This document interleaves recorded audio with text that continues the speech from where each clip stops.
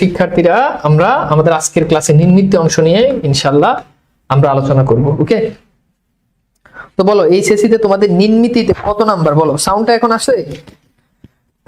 HSC তে তোমাদের নির্মিতিতে কত নাম্বার তোমরা কি জানো? আমাদের মাত্র 30 নাম্বার, যেটা হচ্ছে আমাদের ব্যাকরণ অংশের উপরে।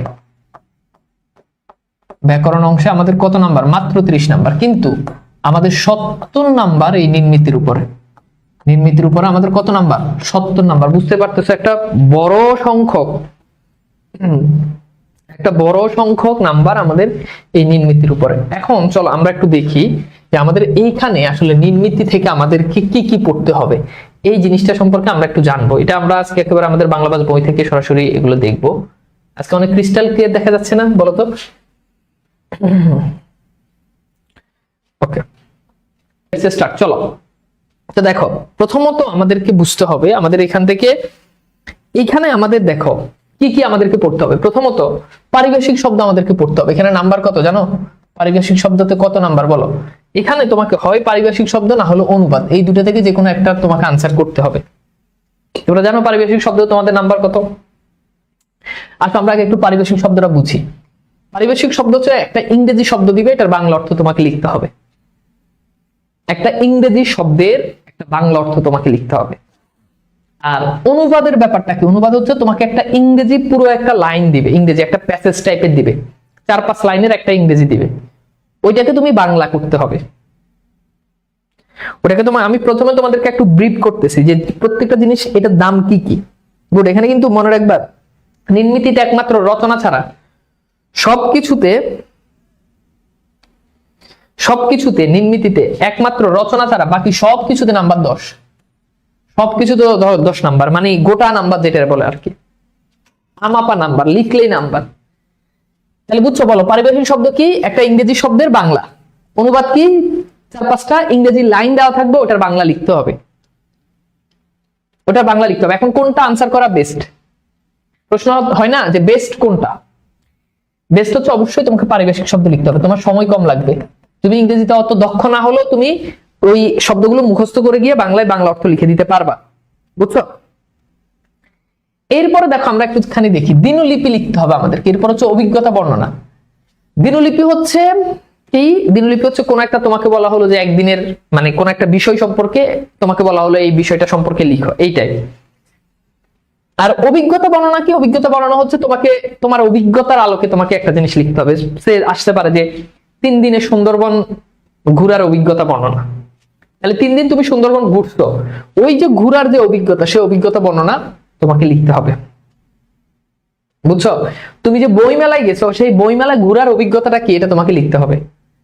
এইচএসসি তে A+ পাইছো, সেই A+ পাওয়ার অভিজ্ঞতা কেমন, সেটা তোমাকে লিখতে হবে। বুঝছো? এরপর হচ্ছে কি? ভাষণ। ভাষণ কি? আমাদের নেতারা ভাষণ দেয় না? ধরো তুমি একজন বক্তা, তুমি দাঁড়িয়ে তুমি এখন ভাষণ দিবা, তোমার যে কোনো বিষয়, তোমাকে বিষয় বলে দিবে। তোমাকে বলা হলো যে 21শে ফেব্রুয়ারি মহান মাতৃভাষা দিবস উপলক্ষে তোমাকে একটা ভাষণ দেওয়ার জন্য। তাহলে তুমি দাঁড়িয়ে প্রথমে যেভাবে সম্ভাষণ করবা, প্রিয় সুধী মণ্ডলী, আসসালামু আলাইকুম সালাম দিয়ে, আজকে এমন একটি দিনে দাঁড়িয়ে আছি যেটা আমাদের মানব জীবন অত্যন্ত গুরুত্বপূর্ণ একটি দিন। হ্যাঁ, এইভাবে যে মানুষ যে ভাষণ দেয়, ওই ভাষণটাই জাস্ট তোমাকে লিখতে হবে। এরপর আসো বৈদ্যুতিক চিঠি অথবা খুদে বার্তা। এই যে বৈদ্যুতিক চিঠি অথবা খুদে বার্তা, এখান থেকে তোমাকে কি করতে হবে? বৈদ্যুতিক চিঠি কি, খুদে বার্তা কি? একটা হচ্ছে ইমেইল, বৈদ্যুতিক চিঠি, খুদে বার্তা হচ্ছে মেসেজ দিন আমরা মেসেজ। এগুলো আমরা একটু পর আস্তে আস্তে সবগুলোই একটু দেখবো, যদি আমাদের একটা ক্লাসে হবে না, আমরা যতটুকু পারি জিনিসটা দেখার জন্য চেষ্টা করবো। এরপর হচ্ছে আবেদনপত্র। আবেদনপত্র কি? আবেদনপত্র হচ্ছে তোমাকে আবেদন করতে বলবে। 3 দিনের ছুটিতে প্রধান শিক্ষক বা প্রিন্সিপালের কাছে একটা আবেদন লিখো, জরিমানা মওকুফের জন্য একটা আবেদন লিখো, কলেজে ক্যান্টিন স্থাপন করতে চাও, সেটার জন্য তুমি প্রিন্সিপাল বরাবর একটা আবেদনপত্র লিখবে। সেই আবেদনপত্রটাই আমরা শিখবো।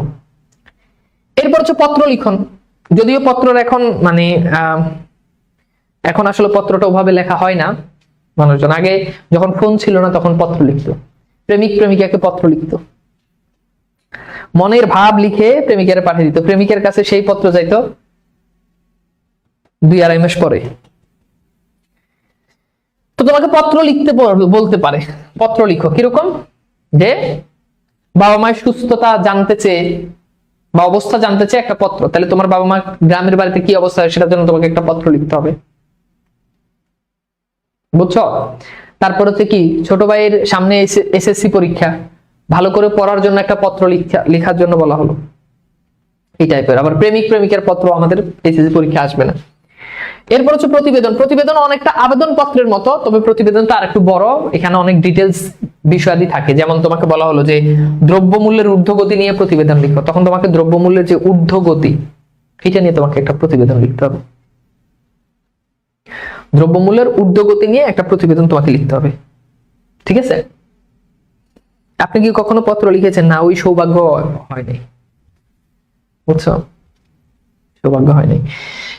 যেমন তোমাকে বললো দ্রব্যমূল্যের ঊর্ধ্বগতি নিয়ে একটা প্রতিবেদন লিখো, তাহলে তোমাকে ওখানে লিখতে হবে দ্রব্যমূল্যের ঊর্ধ্বগতি কেন হচ্ছে, কি কারণে হচ্ছে, ঊর্ধ্বগতিটাকে লাগাম টেনে ধরতে হলে কি কি করা লাগবে। বর্তমান দ্রব্যমূল্যের আলুর কেজি এত, আগে 5 বছর আগে আলুর কেজি এত ছিল, 1 বছর আগে পেঁয়াজের কেজি এত ছিল, এই যে চার্ট ডিটেলস লেখা এটা হচ্ছে।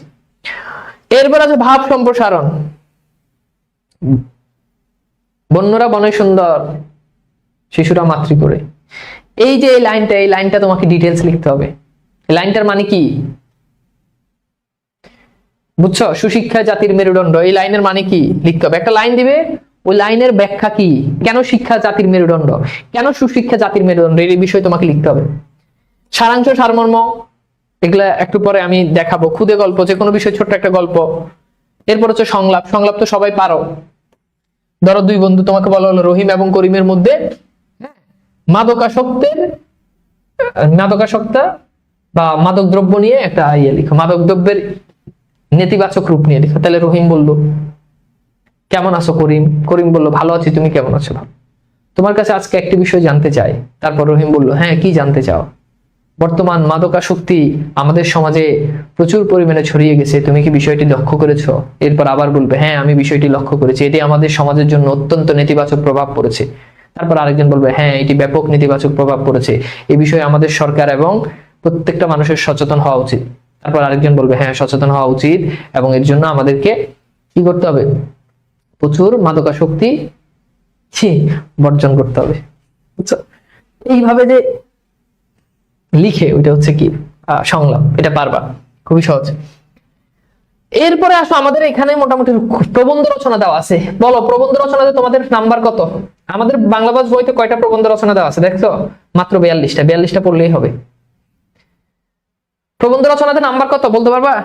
তো এখন রচনা আছে অনেকগুলো আমাদের এখানে, যেমন হচ্ছে অধ্যাবসায়, বিজ্ঞান, প্রত্যাহিক জীবন বিজ্ঞান, দেশ গঠনে সমাজের ভূমিকা, 21শে ফেব্রুয়ারি আন্তর্জাতিক মাতৃভাষা দিবস, ইন্টারনেট, বই মেলা, 21শে মেলা, জলবায়ু পরিবর্তন। এগুলো মানে খুব কমন, যেগুলো পরীক্ষাতে আসে, আমরা আমাদের বইতে ওগুলোই দিছি, বাকি কোনো কিছু দিইনি। আচ্ছা, তো এবার চলো আমরা আস্তে আস্তে করে তাহলে একটু পড়ি নাকি? ওকে, তো চলো প্রথমে আমরা একটু পারিভাষিক শব্দ নিয়ে কথা বলি। পারিভাষিক শব্দ নিয়ে কথাবার্তা বলি। তো দেখো এখানে আমাদের এখানে খুব সুন্দর করে পারিভাষিক শব্দগুলো দেওয়া আছে, তো আমরা এখান থেকে খুব ভালো করে পড়তে পারবো জিনিসগুলো। আচ্ছা, আগে একটু বুঝি পারিভাষিক শব্দ কি। দেখো প্রথমত পারিভাষিক শব্দ তোমাকে পুরোটাই মুখস্থ করতে হবে। কি করতে হবে বলো? বলো, পারিভাষিক শব্দ আমাদেরকে কি করতে হবে? মুখস্থ করতে হবে। এগুলো তোমাদেরকে মুখস্থ করতে হবে। আচ্ছা, মুখস্থ কিভাবে করবা? যেমন খেয়াল করো, এই যে অ্যাডমিনিস্ট্রেশন, তোমার পরীক্ষাতে এটা দিবে। তাহলে অ্যাডমিনিস্ট্রেশন মানে কি? অ্যাডমিনিস্ট্রেশন মানে হচ্ছে প্রশাসন। তোমাকে জাস্ট এটার বাংলাটা লিখতে হবে। অ্যাডজাস্ট, দেখো অ্যাভেলেবেল শব্দগুলো কিন্তু সবাই আমরা পারি না? অ্যাডমিনিস্ট্রেশন মানে প্রশাসন। অ্যাডজাস্ট মানুষ বলে না এটার সাথে আমি অ্যাডজাস্ট করতে পারবো না, দ্যাটস মিন এটার সাথে আমি সমন্বয় করতে পারবো না, মিল করতে পারবো না, বুঝছো? অ্যাড্রেস অফ ওয়েলকাম, এটা তো পারবা, অভিনন্দন, ঠিক আছে? অ্যাডাপ্টেশন, অভিযোজন, এইগুলো পরীক্ষাতে প্রশ্ন আসবে। যেমন এই যে এইটা পরীক্ষাতে প্রশ্ন, অ্যাকনলেজমেন্ট, প্রাপ্তি স্বীকার, অ্যাক্টিং এডিটর মানে ভারপ্রাপ্ত সম্পাদক, বুঝছো? তো এগুলো পরীক্ষাতে, যেমন এই যে এগুলো তো পারবা। এগ্রিমেন্ট মানে কি? চুক্তি। এজেন্ট মানে কি বলো? প্রতিনিধি। মানুষ বলে না কোম্পানির এজেন্ট, বুঝছো? অ্যালিগেশন, এই শব্দগুলো তো আমরা সবাই ব্যবহার করি, যে তোমার ব্যাপার আমার কোনো অ্যালিগেশন নাই, দ্যাট মিন্স আমার কোনো অভিযোগ নাই। অটোগ্রাফ মানে কি? এটাও পারবা। স্বাক্ষর। অথর মানে হচ্ছে লেখক। বুঝছো, এখানে লেখন আছে, এটা বানান ভুল, বইতে যারা আছে সংশোধন করে নিও। লেখক, এডিটর মানে নিরীক্ষক, মানে যে এডিট করে। অডিও, অডিও মানে হচ্ছে শ্রাব্য, আমরা যে বলি অডিও গান, এটার বাংলা কি? শ্রাব্য গান। বুঝছো? তো এগুলো একটু ভালো করে পড়বা, এগুলো একটু ভালো করে পড়বা। যেমন অ্যাপেন্ডিক্স, অ্যাপেন্ডিক্স মানে কি? পরিশিষ্ট। আর্কিটেকচার, দ্যাট মিন্স স্থাপত্য। ওকে, আর্টিকেল অনুচ্ছেদ, অ্যাসেম্বলি পরিষদ, অ্যাটেস্টেশন মানে প্রত্যয়, অ্যানালাইসিস বিশ্লেষণ, এটা তো পারবা। অ্যানালাইসিস মানে কি? বিশ্লেষণ করা। অ্যানাটমি শরীরবিদ্যা। তো একটু ভালো করে পড়বা। এই যে অ্যাডমিট কার্ড, অ্যাডমিশন মানে কি? ভর্তি। অ্যাডমিট কার্ড মানে কি? প্রবেশপত্র। এগুলো তো পারোই। অ্যাডমিনিস্ট্রেটিভ প্রশাসনিক, অ্যাডমিনিস্ট্রেশন প্রশাসন, অ্যাডমিনিস্ট্রেটিভ এটা হচ্ছে প্রশাসনিক। কি কঠিন বলো? পারবা না? খুবই সহজ। ডাটা, যদি এটার proper English pronunciation maybe data, তাহলে এটা কি? উপাত্ত। উপাত্ত পরীক্ষাতে প্রশ্ন আসবে, যে আমরা যে বলি না ডেবিট ক্রেডিট, তাহলে ডেবিট মানে কি? খরচ। ডিবেট বিতর্ক। ডিড, ডিড মানে দলিল। এগুলো তো পারোই। আচ্ছা, তো জাস্ট ইংরেজিগুলো বাংলা মনে রাখতে হবে। ডোনেশন মানে বলা ডোনেট করছি, ডোনেশন দ্যাট মিন্স দান। ডকুমেন্টারি প্রামাণ্য। ডোনার দাতা, পারবা? এগুলো পরীক্ষা। ডেপুটি সেক্রেটারি উপসচিব, ডেপুটি সেক্রেটারি উপসচিব। ডিজাইন, আমরা বলি না ডিজাইন করছি মানে কি? নকশা করছি। ডিপোজিট আমানত, মানুষ টাকা ডিপোজিট করে না? ডেপুটি মানে কি? উপপ্রতিনিধি। এগুলো পড়বা, খুবই সহজ। জাস্ট তোমাদেরকে পড়ে শুনাইতেছি যে যেগুলো আমরা প্রাত্যহিক জীবনে আমরা ব্যবহার করি। এখানে তো মোটামুটি, আমি তো বাংলা শিক্ষক, ইংরেজি তো পারি না, তারপরে আমি তো সবই এখানে পারি। অথচ আমি কিন্তু ইংরেজি অত ভালো পারি না, তারপরে এই সব শব্দগুলোর অর্থ আমি পারি। তো তোমরা তো আমার থেকে ভালো ইংরেজি পারো, তোমরা কেন পারবা না বলো? পারবা না? ডেমনস্ট্রেশন, ডেমনস্ট্রেটর, দেখছো? পারবা। আমি কিন্তু খুব ভালো ইংরেজি পারি না, মানে খুবই খারাপ, রিডিং করতে গেলে ভুলভাল হবে হয়তো। তো তোমরা এগুলো পড়বা। এই যে জাস্টিস শব্দটা আমাদের খুবই মানে পরিচিত। জাজ বিচারক। কিওয়ার্ড মূল শব্দ, কিওয়ার্ড, ঠিক আছে? কিওয়ার্ড মানে কি? মূল শব্দ। আচ্ছা, তো আমি আর একটু জুম করি যাতে তোমাদের বুঝতে সুবিধা হয়। কিওয়ার্ড মানে কি? মূল শব্দ। এগুলো পড়বা। তারপর মানুষ বলে কি যে এই ব্যাপারে আপনার কোনো কোয়েরি আছে, মানে কি? জিজ্ঞাসা, পড়বা, ঠিক আছে? কোটা উদ্ধৃত্যাংশ মানে কোট, কোট করে না ওইটা, পড়বা এগুলা। হ্যাঁ, এরপর দেখো এই যে এখানে আরো অনেকগুলো দেওয়া আছে, অনেকগুলো আছে। যেমন মানুষ, আমরা রেভিনিউ শব্দটা ব্যবহার করি। রেভিনিউ, রেভিনিউ মানে হচ্ছে রাজস্ব, যেগুলো অনেক গুরুত্বপূর্ণ, ওগুলো তোমাদেরকে বলতেছি। রিনিউ মানে নতুন করে আবার কোন জিনিস করা, সংস্কার করা, এটাকে বলে নবায়ন। রেজিস্ট্রেশন শব্দটা আমাদের সবার পরিচিত, বাংলা অর্থ হচ্ছে নিবন্ধন। এগুলো এমনিতেই তোমাদের জানা উচিত। এরপর হচ্ছে রিকমেন্ডেড, রিকমেন্ডেড মানে কি? সুপারিশ করা। রিয়ালিটি বাস্তবতা। রেশিও, রেটিও না রেশিও, দ্যাট মিন্স অনুপাত। র্যাঙ্ক মানে বলে না যে তোমার জবের র্যাঙ্ক কি? পদমর্যাদা। বুঝছো? রেসিজম, রেসিজম, রেসিজম মানে বর্ণবাদ। রেসিজম, রেসিস্ট, যারা রেসিস্ট, যারা রেসিজম যাদের মধ্যে আছে তাদেরকে বলা হয় রেসিস্ট। রেসিস্ট মানে কি? বর্ণবাদ। বুঝছো? বর্ণবাদ। ওকে, বর্ণবাদ। আগে ওই আমেরিকাতে শ্বেতাঙ্গ কৃষ্ণাঙ্গদের একটা পার্থক্য ছিল। শ্বেতাঙ্গ যারা, তারা কৃষ্ণাঙ্গদেরকে মনে করতো ধর এরা মানুষই না। এখনো কিন্তু এগুলো কিন্তু আছে। আমি শ্রীলঙ্কাতে গেছি, আর এরকম শ্রীলঙ্কাতে আমরা এল্লা নামে একটা জায়গায় গেছি, তো ওখানে দেখি যে এরকম ইউরোপিয়ান অনেকে আছে, ইউরোপিয়ান খুব সুন্দর সুন্দর মানে মেয়েরা ইউরোপের। তো মানে মানুষ, আমরা ওই জায়গাতে গিয়ে দেখি যে মানে ওই জায়গাতে দেখি যে সবাই খুব মানে মজা মাস্তি করতেছে অনেক। তো দেখলাম যে ইউরোপের যারা, যে মেয়েগুলা, ওরা যাদের সাথে একটু ধরো নাচ গান করতেছে, হ্যাঁ মজা করতেছে, ওরাও সব সুন্দর সুন্দর ছেলে। আর যদি কালো, ধরো তোমার আফ্রিকান বা অথবা আমাদের এই সাউথ এশিয়ান যারা আছে, এইগুলো এমনি দাঁড়ায় দাঁড়ায় এটি নাচ দেখতেছে। কারণ এটির লোকে তো ইউরোপের মেয়েরা নাচবো না, বুঝছো? এগুলো এখনো আছে রেসিজম। বাঙালি মেয়েদের মধ্যে আছে, আছে না নাই? বাঙালি মাইয়াদের গায়ের রং যেটি সুন্দর, এটা আবার কালা ফোলার আবার পাত্তা দেয় না, বুঝছো? এই জন্য রেসিজম এখনো বিলুপ্ত হয় নাই। আচ্ছা, তো এগুলা পড়বা, এটা জাস্ট তোমাদেরকে দেখাই দিছি, এই এই এই সিস্টেমে তোমাদের পরীক্ষাতে এগুলো, আমাদের পরীক্ষাতে এগুলো প্রশ্ন আসে, বুঝছো? এগুলো আমাদের পরীক্ষাতে প্রশ্ন আসে, এগুলো কিন্তু জানাটা খুব ইম্পর্টেন্ট, খুব ইম্পর্টেন্ট। এবার আসো আমরা একটু বোর্ড প্রশ্ন দেখি।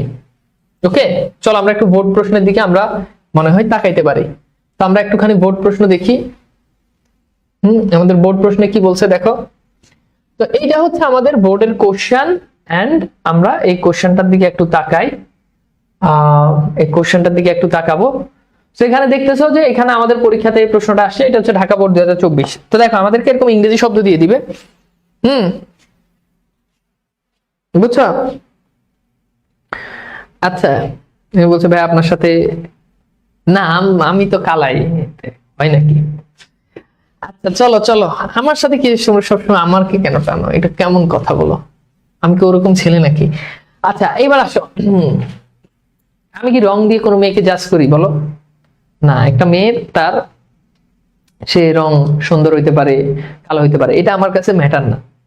সে কি কালো নাকি সে সুন্দর, এটা কখনোই আমার কাছে ম্যাটার না, একমাত্র বিয়ে করতে গেলে আর কি, এটা ছাড়া। আচ্ছা এবার দেখো আর্কিটেকচার, দেখো তো এটা আমরা অলরেডি দেখছি। আর্কিটেকচার মানে কি? স্থাপত্যবিদ্যা বা স্থাপত্য, বুঝছো? ব্যাকটেরিয়া জীবাণু, কারফিউ সান্ধ্য আইন, আমরা পড়ছি না অনেক সময় কারফিউ জারি করে। ডিপ্লোমেসি কূটনীতি, ওকে, ডিপ্লোমেসি। এক্সপার্ট মানে বিশেষজ্ঞ, বলে না যে সে এই বিষয়ে এক্সপার্ট, ঠিক আছে? গ্লাক্সি মানে কি? ছায়াপথ, বুঝছো? এগুলো একটু পড়বা। হোস্টেজ, জিম্মি, লকআপ, হাজত মানে বলে না লকআপে ঢুকাই ফেলছে, মানে জেলে ঢুকাই ফেলছে, ওকে? তো এইগুলো তোমাকে যে কোনো 5টা শব্দ তোমাকে বাংলা লিখতে হবে, মানে তোমার সবকিছু তোমার বাংলা লেখা লাগবে না, তোমাকে যে কোনো 5টা শব্দের বাংলা লিখতে হবে।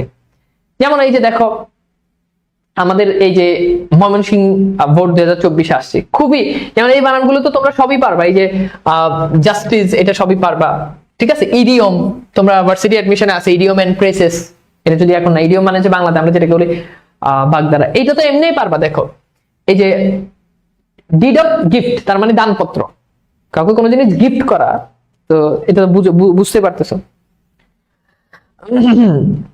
এখন খেয়াল করো, রিপাবলিক মানে কি? প্রজাতন্ত্র, অনেক দলের নাম আছে রিপাবলিক, তার মানে কি? প্রজাতন্ত্র, এটা তো পারবা। ওই যে বলে না টালি খাতা, তো টালি মানে কি? হিসাব, ঠিক আছে? তো খুব পারবা। উইকেন্ড, উইকেন্ড মানে সাপ্তাহিক, কি কঠিন বলো? মানে যেগুলো একদম ইজি, এগুলো তো কথা তোমাদেরকে বলতেছি। এরপর দেখো যে ফান্ডামেন্টাল, ফাউন্ডেশন শব্দ থেকে আসছে, ফান্ডামেন্টাল মানে কি? মৌলিক, ওকে? ইউনিফর্ম মানে কি? ঊর্ধ্বে, ঊর্ধ্বে মানে হচ্ছে পোশাক যেটাকে আমরা বলি আর কি, ড্রেস যেটাকে আমরা বলি। জোনাল অফিস, অনেক সময় দেখবা যে অনেক কোম্পানির জোনাল অফিস থাকে, অর্থাৎ আঞ্চলিক কার্যালয় থাকে, একটা জোনাল অফিস এটা। এরপর দেখো এই যে কুমিল্লা বোর্ড 2024 আমাদের কোশ্চেন গুলো আমরা যদি একটুখানি যদি দেখি, এখানে দেখো আছে কি? এজেন্ডা মানে আলোচ্য সূচি, বলে না যে আজকের অনুষ্ঠানে আমাদের এজেন্ডা হচ্ছে এইটা, মানে আমরা এই ব্যাপারটা নিয়ে কথা বলবো, এটা পারবা। ইডিটর পারবা, হিউম্যানিটি পারবা, অর্থাৎ হিউম্যানিটি মানে কি? মানবতা, ওকে? হিউম্যান মানে মানব, আর হিউম্যান থেকে হিউম্যানিটি। এরপর হচ্ছে বেসিক পে মানে মূল বেতন, অনেক সময় কোন একটা কোম্পানির ও সরি আমি 5টা বলছি, দুঃখিত, 10টা, মানে 10টা যে কোনো, তোমাকে যে কোনো 10টা বাংলা লিখতে হবে, দুঃখিত, ভুল। ম্যান ইজ মর্টাল, মানুষ মাত্রই ভুলনশীল। তো দেখো এরপর দেখো ওই যে যেটা বলছি বেসিক পে, ধরো মূল বেতন এত, এরপর হচ্ছে হাউস রেন্ট এত, চিকিৎসা ভাতা এত, এই ভাতা ওই ভাতা মিলে মানে মূল বেতন, ওটাকে বলে বেসিক পে। জাস্টিস যেটা পারবা। ক্যাটালগ, অনেক সময় অনেক জায়গাতে গেলে, কোন শপে গেলে বা এতে গেলে বলে যে আপনি আমাদের ক্যাটালগটা দেখেন, তো ক্যাটালগ মানে কি? ক্যাটালগ মানে হচ্ছে তালিকা বা গ্রন্থ তালিকা, হ্যাঁ, এগুলো পারবা। এই যে সবই মোটামুটি ইজি জিনিসই, একটু পারবা। এটা একটু ভালো করে পড়বা। পাবলিক ওয়ার্কস মানে হচ্ছে ঘনপূর্ত, গেল। তো খুব একটা বেশি কঠিন না, হ্যাঁ, খুব বেশি কঠিন কিন্তু না, মানে খুব বাস্তববাদী এবং যেগুলা সচরাচর আমরা ব্যবহার করি এগুলাই, ঠিক আছে? এগুলাই একটু পড়বা। হ্যাঁ, এখানে দেখতে পাচ্ছ আরো অনেকগুলো আছে, এগুলো পড়বা। ডাইনামিক মানে গতি, ভ্যাকেশন মানে ছুটি, আরবান মানে শহরে, যারা শহরে থাকে, ডেল্টা মানে বদ্বীপ, এ পড়বা, ঠিক আছে? আচ্ছা, তো এই জিনিসগুলো তোমাদেরকে একটু ভালো করে পড়তে হবে। এখন সেক্ষেত্রে তোমাদেরকে আমি একটু বলতে পারি, প্লিজ বোর্ডের কোশ্চেন গুলো সলভ করলে দেখবা যে পরীক্ষাতে মোটামুটি 10টা লিখতে পারবা। অ্যাটলিস্ট যদি বোর্ডের কোশ্চেন যদি সলভ করো তাহলে মোটামুটি এগুলো পড়তে পারবা, বুঝছো? অ্যাটলিস্ট বোর্ডের কোশ্চেন, এই যে এখানে যে বোর্ডের কোশ্চেন গুলো দেওয়া আছে, এই যে খুবই সহজ, অ্যাবিলিটি, ঠিক আছে, অ্যাবিলিটি, ক্যাপিটাল, তারপর হচ্ছে সিভিল, গ্লোবাল, তারপর হচ্ছে লেজেন্ড মানে কিংবদন্তি, পারবা না? আর্ট, এগুলো তো খুব সহজ। রিনিউ, জোন, আরবান মানে পৌর, পৌর মানে হচ্ছে শহরে, একই জিনিস আর কি। গেইন মানে বলেন এটা আমি গেইন করছি, গেইনের আরেকটা সমর্থক শব্দ হচ্ছে অ্যাচিভ, আমরা বলি অ্যাচিভমেন্ট, ওকে? গেইন করছি দ্যাট মিন্স অর্জন করছি। প্লান্ট মানে কি? প্লান্ট মানে হচ্ছে উদ্ভিদ। এগুলো পারবা, খুব সহজ, মানে এগুলো জাস্ট কয়েকবার একটু পড়বা, এগুলো পারবা। হ্যাঁ, আচ্ছা, গেল আমাদের মোটামুটি এই জায়গা থেকে। আমরা অনেকগুলো আমাদের বাংলাবাজ বইতে, এটা একেবারে তোমাদেরকে সরাসরি আমি বাংলাবাজ বই থেকে দেখাচ্ছি, এখানে অনেকগুলো তোমাদেরকে আমাদের খুব সুন্দর করে এখানে অনেকগুলো আমাদের এরকম ইয়ে দেওয়া আছে, বোর্ড কোশ্চেন দেওয়া আছে। জাস্ট বোর্ড কোশ্চেন গুলো যদি ভালো করে পড়ো তাহলে সম্ভব, বাট আরো ভালো করার জন্য বোর্ড কোশ্চেনের পাশাপাশি তোমরা মেইন যে টেক্সটে যেগুলো দেওয়া আছে এগুলো পড়বা। এবার আসো আমাদের অনুবাদটা কেমন হয়। ওকে, আমরা চলো একটুখানি আমাদের অনুবাদের দিকে একটু ফোকাস করি, রাইট? সো অনুবাদটা হচ্ছে এরকম যে তোমাকে একটা এই 2টা লাইন দিবে, 3টা লাইন দিতে পারে, 4টা লাইন দিতে পারো, হোয়াট এভার। এই কথা কি শোনা যায় না? কি বলে? কথা শুনে না? কথা বুঝতেছো? কথা বুঝতেছো? কি ভাল লাগতেছে? ক্লাস ভাল লাগতেছে? বুঝতেছো? সহজ। এই জিনিসগুলো তোমাদেরকে দেখাই দিলেই, মানে না দেখাইলে তোমাদের কাছে মনে হয় যে কঠিন, কিন্তু জিনিসগুলো দেখাই দিলে অনেক ইজি, আর না দেখাই দিলে পারবে না। ও আচ্ছা, ম্যান ইজ মর্টাল, মানুষ মাত্র মরণশীল, তাই? জানতাম না তো, নতুন জেনেছি। আচ্ছা, এইবার আসো ভাইয়া, দেখো তো এখানে তোমাকে এরকম এগুলো সচরাচর যারা ইংরেজিতে খুবই দুর্বল আমার মতো, তারা এগুলো এটা স্কিপ করাটাই বেটার, ঠিক আছে? অলওয়েজ স্পিক দ্য ট্রুথ, একটু পর্যন্ত বোঝা গেছে যে সর্বদা সত্য কথা বলবে, নেভার টেল লাই, কখনো মিথ্যা কথা বলবে না, ঠিক আছে? এরপর হচ্ছে নোবডি বিলিভস এ লায়ার, মিথ্যাবাদীকে কেউ পছন্দ করে না, even if he speaks the truth he is considered to be a liar. এটা তো খুব মানে কঠিন জিনিস, এটা যদি আমি যদি বলি, তার মানে এমনকি মিথ্যাবাদী সত্য কথা বললো তাকে কেউ বিশ্বাস করে না, হয়তো এরকম একটা লাইন, হোয়াটএভার। এর হচ্ছে nobody in the world is as unfortunate as he, বুঝছো? তো এটা মানে কি যে মানে আনফরচুনেট মানে হচ্ছে মানে দুর্ভাগা, ভাগ্যহীনতা, মানে পৃথিবীতে সে অনেক বড় দুর্ভাগা মানুষ, এই টাইপ করছে। তো এগুলো ভালো করে পড়বা। এরকম যদিও এগুলো আসলে তুমি পড়ে ডিরেক্ট ওভাবে কমন পাবা না, সেক্ষেত্রে তোমার ইংলিশ স্কিলটা যদি ভালো হয়, আদারওয়াইজ আসলে এটা ভালো করা খুব পসিবল না। এরকম ছোট ছোট লাইনগুলো, আবার অনেক সময় যাদের বেসিক ইংলিশ মানে নলেজ আছে তারা এগুলো না পড়ে এরকম একটা একটা করে লাইনের খুব সুন্দর অনুবাদ করতে পারে। যেমন এই student is a learner, that means এটুকু বুঝাই যাচ্ছে যে একজন ছাত্র সে হচ্ছে মানে একজন ছাত্র সে শিখবে বা সে একজন শিক্ষার্থী।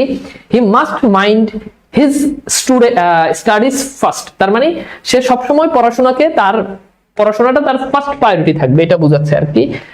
He should go through with his homework and attend school regularly, তার মানে তার একটা কাজ হচ্ছে সে বাসায় হোমওয়ার্ক করবে, এন্ড তার আরেকটা কাজ হচ্ছে সে স্কুলে নিয়মিত যাবে। Good student reads a lot even outside his কি প্রেসক্রাইবড টেক্সট বুক। তো বুঝতে পারতে সে মানে ক্লাসের মধ্যে তাকে যা পড়ানো হবে পাঠ্যপুস্তকের বাহিরে একজন আদর্শ স্টুডেন্ট সে মানে পড়াশোনা করবে আউটসাইড বইও সে পড়বে পাঠ্যপুস্তকের বাহিরে, এটা আছে। He loves knowledge for the sake of knowledge, এটার মানে কি, এটা তো মানে সে জ্ঞান অর্জনের সবসময় চেষ্টা করবে, এরকম একটা আর কি। তারপর হি লাভস হিজ টিচার, এই লাইনটা আমার জন্য বলছে যে সে তার শিক্ষককে ভালোবাসবে, তোমরা আমাকে ভালোবাসবে। And he loves his parents, সে তার প্যারেন্টসকে ভালোবাসবে, তার মা বাবাকেও সে ভালোবাসবে, বুঝছো? তো এগুলো হচ্ছে খুব ছোট ছোট, যাদের বেসিক ইংলিশ আছে তারা কিন্তু এগুলো পড়ে মানে বুঝতে পারবা, জিনিসটা খুব বেশি কঠিন না। এই যে দেখো এগুলো পড়লেই বোঝা যায়, আল্লাহ হ্যাজ ক্রিয়েটেড আস, অর্থাৎ আল্লাহ সবকিছু সৃষ্টি করেছে। হি লাভস অল, সে সবাইকে, আল্লাহ সবাইকে ভালোবাসে বা সে সবাইকে ভালোবাসে। He has created the earth, সে পৃথিবী সৃষ্টি করেছে। He sun and the moon, মানে সে চন্দ্র সূর্য করেছে, সূর্য সৃষ্টি করেছে। He has created the birds and the best, এটা মানে হচ্ছে সে তিনি হচ্ছেন পাখি, বার্ডস মানে পাখি, পশু সৃষ্টি করেছেন। বেস্টেডস এন্ড পশু সৃষ্টি করেছেন। We do not see him, আমরা তাকে দেখি না, but he can see us, সে আমাদের সবাইকে দেখে। We are alive because of his mercy, আমরা সবাই তার দয়ায় বেঁচে আছি। মার্সি দ্যাট মিন্স দয়া, মানুষ বলে যে এটা আমি তোমার জন্য মার্সি করছি, অর্থাৎ দ্যাট মিন্স এটা আমি তোমার জন্য ছাড় দিয়েছি। সিম্পল, বুঝছো? পারবা? যদি সহজগুলো আসে তাহলে পারবা, বাট কিছু আছে যেগুলো খুবই কঠিন এগুলো। তো আমার ক্ষেত্রে আমার কথা হচ্ছে যে এগুলো আসলে আমাদের দরকার নাই, যদি না আমাদের ইংলিশ বেসিক ভালো না হয় এবং যদি না কমন পড়ে, সেক্ষেত্রে তোমাকে পারিভাষিক শব্দতে খুব ভালো করে ফোকাস করতে হবে, আদারওয়াইজ তুমি আসলে পারিভাষিক শব্দটা কখনোই পারবা না। দেখো আমাদের বইতে অনেকগুলো দেওয়া আছে, এগুলো যদি আমি আবার বলছি এগুলো মানে হুবহু কমন পড়ে এই চিন্তা করবা না, বাট পড়ে রাখলে তোমার একটু বেসিকটা পারবে আর কি। That's it. আমাদের বইতে অনেক কিছু দিছি বাংলাভাষ বইতে। বাংলাভাষ বই কিন্তু নট অনলি গাইড বুক, বাংলাভাষ বইটা হচ্ছে তোমার একদম মানে কমপ্লিট প্রিপারেশনের জন্য এটা আনপ্যারালাল। ওকে, সো এটা তোমরা সংগ্রহ করে নিতে পারো। এখানে অনেক কিছু আছে, আমি জাস্ট তোমাদেরকে একটুখানি দেখাই দিই। তোমরা এখান থেকে হচ্ছে এগুলো পড়ো, যাদের পড়ার দরকার, যারা মনে হয় যে পড়তে হবে। দেখছো কতগুলো আছে, কমাই ফেলবো পরের এডিশনে, এতগুলো দরকার নেই, তোমরা শুধু শুধু পড়ো না। ও মাই গড, আরো আছে।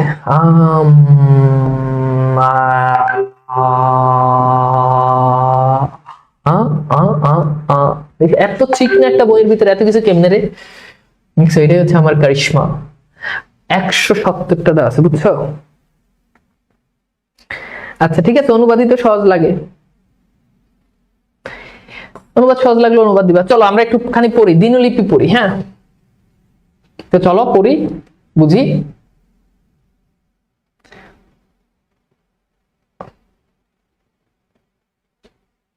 আচ্ছা তো চলো, আমাদের এখানে প্রথম যে একটা দিনলিপি, আমরা এটা একটু বুঝি, এখানে কি চাইছে আমরা একটু বোঝার জন্য চেষ্টা করি।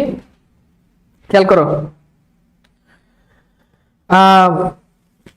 আচ্ছা খেয়াল করো, বুঝো ভালো করে, বুঝো কথা ভালো করে বুঝো।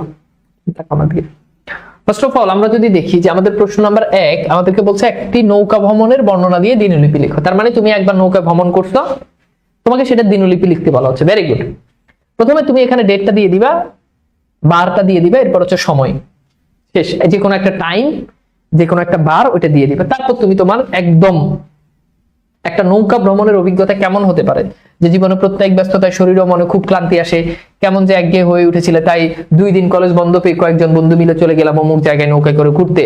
প্রথমে নৌকা উঠলাম, নৌকা উঠার পর আমরা কি করলাম, পদ্মা নদীর ঘাটে গেলাম, পদ্মা নদীর ঘাট থেকে নৌকা ভাড়া করলাম, নৌকা ভাড়া এত টাকা। মানে মনের মাধুরী মিশিয়ে লিখবে, এখানে তোমাকে কেউ আটকাবে না। নৌকা ভাড়া নিয়ে মাঝি নৌকা চালানো শুরু করলো, মাঝ নদীতে গিয়ে আমি একটুখানি ভয় পেলাম এবং খুব উপভোগ করলাম। এ সময় আকাশে ঝমঝম বৃষ্টি নামা, মেঘ ধরলো, আমরা আরো বেশি ভয় পেয়ে গেলাম। এই ভংচং এগুলো লিখে শেষ করে দিবে, মানে একটা মোটামুটি একটা স্বাভাবিক একটা ঘটনা লিখে তারপর হচ্ছে শেষ করে দিবে। That's it. এখানে কোনো কিছু আর কিছু করা লাগবে না, জাস্ট তোমাকে বলবে, তুমি হচ্ছে ওই জিনিসটা লিখে তুমি শেষ করে দিবা। এরপর দেখো আমরা আরেকটা দেখি, যেমন তুমি কলেজ থেকে শিক্ষা সফরে গিয়েছো তার বর্ণনা। তাহলে কলেজ থেকে শিক্ষা সফরে গেছো, আগের মতো একটা ডেট, একটা সময় চাইলে দিতে পারো, একটা বার দিয়ে দিবা, শেষ। তারপর হচ্ছে আমরা আমাদের কলেজ থেকে 3 দিনের জন্য কক্সবাজারে আমরা শিক্ষা সফরে গিয়েছি। হ্যাঁ, এটি আমার জীবনের সবচেয়ে সেরা আনন্দঘন একটি মুহূর্ত ছিল, যেখানে আমরা প্রায় 300 শিক্ষার্থী, এবং 300 তো একটু বেশি হয়ে যায়, যাই হোক ধরো এরকম আমরা প্রায় 70 জন শিক্ষার্থী, 60 জন শিক্ষার্থী এবং আমাদের 24 জন শিক্ষক মিলে আমরা কক্সবাজারে ঘুরতে গিয়েছি এবং সেখানে 3 দিন ছিলাম। প্রথমেই আমরা কি করলাম, বাসে করে আমাদের কলেজের সামনে থেকে বাসে করে রাত 11টার সময় বাসে করে গেলাম এবং সকাল 11টার সময় আমরা কক্সবাজার গিয়ে পৌঁছালাম। তারপর কক্সবাজার আমরা সমুদ্র সৈকতে গেলাম আমাদের সব শিক্ষকরা নিয়ে। এই সময়টি ছিল আমাদের জীবন অত্যন্ত আনন্দঘন একটি সময়। শিক্ষকদের সাথে ছবি তোলা, তাদের সাথে মানে বুঝছো তো, তোমরা তো পারবাই। আমি বইয়ে আরো সুন্দর করে গোছায় ঘটনা দেওয়া আছে, বাট বইয়ের ঘটনার সাথে যে তোমার ঘটনা মিলতেই হবে ব্যাপারটা এরকম না, তুমি তোমার মতো করে লিখবা। এরপর আসো আমরা একটুখানি দেখি। এরপর আমাদেরকে বলছে যে তোমার জীবনের কোনো স্মরণীয় ঘটনার বর্ণনা দিয়ে একটা দিনলিপি লেখা। এখানে আমি একবার আমার কলেজের এক স্টুডেন্ট, তো ও কি করছে, আমি ওর খাতাটা লিখতে গিয়ে, ওর নাম হচ্ছে অর্পণা। তো অর্পণার খাতা দেখতে গিয়ে আমি লিটারালি খুবই হতভম্ব হয়ে গেছি যে সে লিখছে, স্মরণীয় ঘটনা লিখছে তার বিয়ের দিন। আমার জীবনে সবচেয়ে স্মরণীয় ঘটনা আমার বিয়ের দিন, এবং সে তার বিয়ের দিনের বর্ণনা দিচ্ছে যে বিয়ের দিন তার ডেট ছিল অমুক তারিখ, তারপর হচ্ছে সকালবেলা সে ঘুম থেকে উঠছে, তারপর তাকে নাস্তা দেওয়া হয়েছে, তারপর সে নাস্তা করছে, তারপর তাকে তার খালারা মামিরা এসে তাকে হচ্ছে গোসল করাতে নিয়ে গেছে, তারপর বর আসছে, বর আসার পর তার অনুভূতি, তারপর হচ্ছে বর সবাই আমাকে দেখতে আসতেছে, এক একজনের পর শ্বশুর বাড়ি থেকে অনেক মানুষজন আসছে, তারা আমাকে সবাই দেখতেছে, আমাকে সাজালো দেন। কিন্তু ব্যাপারটা এরকম না, জিনিসটা প্রাসঙ্গিক হইতে হবে। এবং তাকে বিকেল 5টার সময় তাকে তুলে নিয়ে যাওয়া হয়েছে শ্বশুর বাড়িতে। শ্বশুর বাড়িতে গিয়ে সে অনেক আতঙ্কে ছিল, অনেক ভয় ছিল। ঠিক আছে, আচ্ছা ঠিক আছে। এবার দেখো এখানে এরপর তুমি জাস্ট উত্তর লিখবা আমার জীবনে একটি স্মরণীয় ঘটনা বর্ণনা দিয়ে, এরপর হচ্ছে ডেট টাইম লিখে দিবা, শেষ। এরপর তুমি যেটা করবা, এরপর তুমি তোমার মতো করে তোমার জীবনের স্মরণীয় ঘটনা কি এটা তুমি তুলে ধরবা। যেমন এখানে আজকের দিনটা অন্য সব দিনের মতো অনেকটা ভিন্ন কেটেছে। আজকে আমার কলেজের জীবনের প্রথম দিন ছিল। আজ মনে হচ্ছে আমি বড় হয়ে গেছি, মনে হচ্ছিল অপরিণত মানুষ থেকে পূর্ণাঙ্গ মানুষ হওয়ার সময় এসে গেছে। কলেজে উঠলে সবার এটা মনে হয় যে অপরিণত মানুষ থেকে তুমি অনেক পূর্ণাঙ্গ মানুষ হয়ে গেছে, বাট আসলে তুমি আসলেই বাচ্চা। নিজের ভবিষ্যৎ গড়ার দায়িত্বে এসে গেছে। কলেজ ক্যাম্পাসে প্রবেশ করে আমি চারদিকে দেখি কিছুটা বিস্মিত হলাম। স্যাররা আমাদের ফুল দিয়ে বরণ করে নিল। কলেজ অডিটোরিয়ামে না হলো সকলকে। সেখানে আমাদের সামনে কলেজের অধ্যক্ষ সাহেব দিক নির্দেশনামূলক ভাষণ প্রদান করলেন। তার ভাষণটি আমার খুব পছন্দ হয়েছে। তিনি আমাদের পরামর্শ দিলেন সকল জীর্ণতাকে পরিহার করে ভবিষ্যৎ গড়ার জন্য জ্ঞান আহরণ করে মানুষের মতো মানুষ হতে। তার এমন উপদেশমূলক ভাষণ শেষে আমাদের সুবিশাল শ্রেণীকক্ষে নিয়ে যাওয়া হলো। একে একে শিক্ষকরা এলেন এবং নিজেদের পরিচয় দিয়ে আমাদের সাথে পরিচিত হলেন। তাদের এমন আন্তরিকতা দেখে কিছুটা মুগ্ধ হলাম। তারপর তারপর হচ্ছে কি মুগ্ধ হলাম, তারা বেশ মিশুক ছিল, শেষ, ব্লা ব্লা ব্লা, সবই একই ফরম্যাট। পারবা? বলো, পারবা?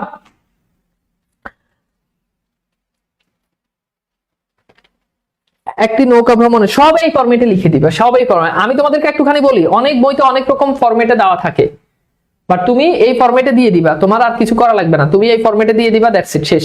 অনেক বইতে এক এক বইতে এক এক রকম ফরম্যাট। এগুলো নিয়ে মানে ডিপ্রেশনে যাওয়ার কোনো কারণ নাই। তুমি তোমার মতো করে তুমি তোমার ফরম্যাট সাজাবা। তোমাকে যে ফরম্যাট দেওয়া হয়েছে তোমার ভালো লাগলে এই ফরম্যাট, আবার তোমার অন্য কোনো ভাইয়ে থাকলে আপু থাকলে তুমি তাদের ফরম্যাটও ফলো করতে পারো, কোনো সমস্যা নাই। আমার বইতে যে ফরম্যাট আছে আমি বলবো যে এই ফরম্যাট সবচেয়ে সহজ ফরম্যাট। এই বুঝছো? এখন প্রশ্ন হচ্ছে কত পেজ লিখতে হবে। বাবারে দেখো, নাম্বার মানে 10টা নাম্বার, তো মিনিমাম তো 2 পৃষ্ঠা লিখবা, মিনিমাম। এটা আসলে লেখাটা ডিরেক্ট পৃষ্ঠার উপরে ডিপেন্ড করে না, কারো লেখা বড় কারো লেখা ছোট, তুমি কি লিখছো এটা মেইন পয়েন্ট। বাট অন্তত এইসব জায়গাতে চেষ্টা করবা, অনেকে 4 পৃষ্ঠা 5 পৃষ্ঠা লেখে। আমার কথা কি বুঝতে পারছো? পৃষ্ঠার উপরে এটা ডিপেন্ড করে না। 10টা নাম্বার, এখন 10 নাম্বার তুমি যদি চিন্তা করো 1-2 পৃষ্ঠা লিখে 10 নাম্বার পেয়ে যাবে, ওটা বোকামি না? তাই একটু বেশি লিখবা, সমস্যা কি। এবং নির্মিত অংশটা, ব্যাকরণ অংশ শেষ করে তারপর হাতে সময় নিয়ে লিখবা, তাহলে তুমি টাইমটা তুমি ম্যানেজ করতে পারবা। আদারওয়াইজ তুমি ম্যানেজ করতে পারবে না। স্যার কোনটা লিখলে বেশি ভালো হবে এটা বলে দেন, এটা তোমার উপর ডিপেন্ড করে। কোনটা লিখলে বেশি ভালো হবে এটা না, তোমার যেটা কমন পড়ে, তুমি যেটা ভালো পারো তুমি ওইটাই লিখবা। আমি তোমার বললাম যে তুমি পারিভাষিক শব্দ লিখো, বাট তোমার পারিভাষিক শব্দ কমনই আসে নাই, তোমার আসছে অনুবাদ কমন, বা তুমি অনুবাদ পারো, তো তুমি ডেফিনেটলি অনুবাদ লিখবা। এখানে আমি ডিসিশন দেওয়ার তো কেউ না, this decision is only yours. Okay, আচ্ছা এবার আসো আমরা একটুখানি দেখি যে এখানে একটা অভিজ্ঞতা, যে সাইকেল ভ্রমণের অভিজ্ঞতার বর্ণনা করো। কোনো কথা নাই বার্তা নাই, তুমি জাস্ট তোমার মতো করে একটা অভিজ্ঞতা লিখে দিবা। তোমার অভিজ্ঞতাটা কেমন ছিল? তোমাকে বলা হলো যে তুমি লিখো, কি লিখবা, যে একটি রেল স্টেশনে ভয়ঙ্কর অভিজ্ঞতা বর্ণনা করো। কোনো কাহিনী নাই, খালি হেডলাইনটা দিবা, রেল স্টেশনে ভয়ঙ্কর অভিজ্ঞতার বর্ণনা। একটা হেডলাইন দিয়ে দেন তুমি শুরু করে দিবা যে 2017 সালের ঘটনা। রাজশাহী বেড়াতে গিয়েছিলাম, নাটোরের উত্তর গণভবনটা দেখতে যাই। সবকিছু দেখে নাটোরের রেল স্টেশনে যখন পৌঁছালাম তখন রাত 8টা। ভেবেছিলাম এ সময় হোক ট্রেন পেয়ে যাব, যে সময় হোক ট্রেন পেয়ে যাব। তাই হোটেলে রাতে খাবার খেয়ে স্টেশনে ওয়েটিং রুমে গিয়ে বসলাম। রাত প্রায় 10টা নাগাদ একজন মাঝ বয়সী লোক ওয়েটিং রুমে প্রবেশ করে আমার সামনে বেঞ্চে বসলো। হিমেশ আন্তরিকতার সাথে আমার সঙ্গে আলাপ জমানোর চেষ্টা করলো। আমি এখানে কথা বলার একজন লোক পেয়ে খুব খুশি হলাম। লোকটি এক সময় আমার পাশে এসে বসলো, নানা ধরনের কথা বলাই চলছিল। হঠাৎ আমি অনুভব করলাম আমার প্রচন্ড ঘুম পাচ্ছে, নিঃশ্বাস নিতে কষ্ট হচ্ছে। তারপর আমি কিছুই জানি না, খুবই ভয়ঙ্কর ঘটনা। যখন আমার চেতনা ফিরে এলো, দেখি আমি হাসপাতালে বেডে শুয়ে আছি। হায় হায়, জানতে পারলাম স্টেশন মাস্টার আমাকে অচৈতন্য অবস্থা ওয়েটিং রুমে পড়ে থাকতে দেখে পুলিশ খবর দেয় এবং তারাই আমাকে ক্ষণিক পরিচয় বন্ধু গ্যাস দিয়ে আমাকে অচেতন করে, হ্যাঁ, আমার টাকা পয়সা, ব্যাগ, ঘড়ি, চশমা, মোবাইল যাবতীয় সবকিছু নিয়ে চলে গেছে। তারপর দিন পুলিশের সাহায্যে আমি আবার দেশের ট্রেনে চেপে বসি। বাড়ি ফেরার জন্য গাড়ি ভাড়ার টাকা তারাই আমাকে দেয়। এক ভয়ঙ্কর অভিজ্ঞতার ওই ঝুড়ি মাথায় নিয়ে আমি বাড়ি ফিরে আসি। ও মাই গড, মরে গেছি, হালকা করে মরে গেলাম তোমার এত ভয়ঙ্কর ঘটনা শুনে। আচ্ছা, বুঝছো? এরপর দেখো একটি মাজার ইয়ের অভিজ্ঞতা, এরপর দেখো অমাবস্যার রাতে একাকী পথ চলার অভিজ্ঞতা। সব হরর ঘটনা আজকে আমাদের সাথে ঘটতে যাচ্ছে। তো দেখো এখানে বলছে যে একটা অমাবস্যার রাত একাকী পথ চলা অভিজ্ঞতা আমরা এখন বর্ণনা করব। আমরা সবাই এখন হালকা করে মরে যাব, এত ভয়ঙ্কর ঘটনা। আগে আমরা সনিয়াটে দেখতাম না এটি ছোটবেলায়, আহট, বুঝছো? মানুষের জীবনে কত রকম ঘটনাই ঘটে। মানে ভাই, তোমার জীবনে এরকম ঘটনা না থাকলেও তোমার একটা বানাই লিখতে হবে।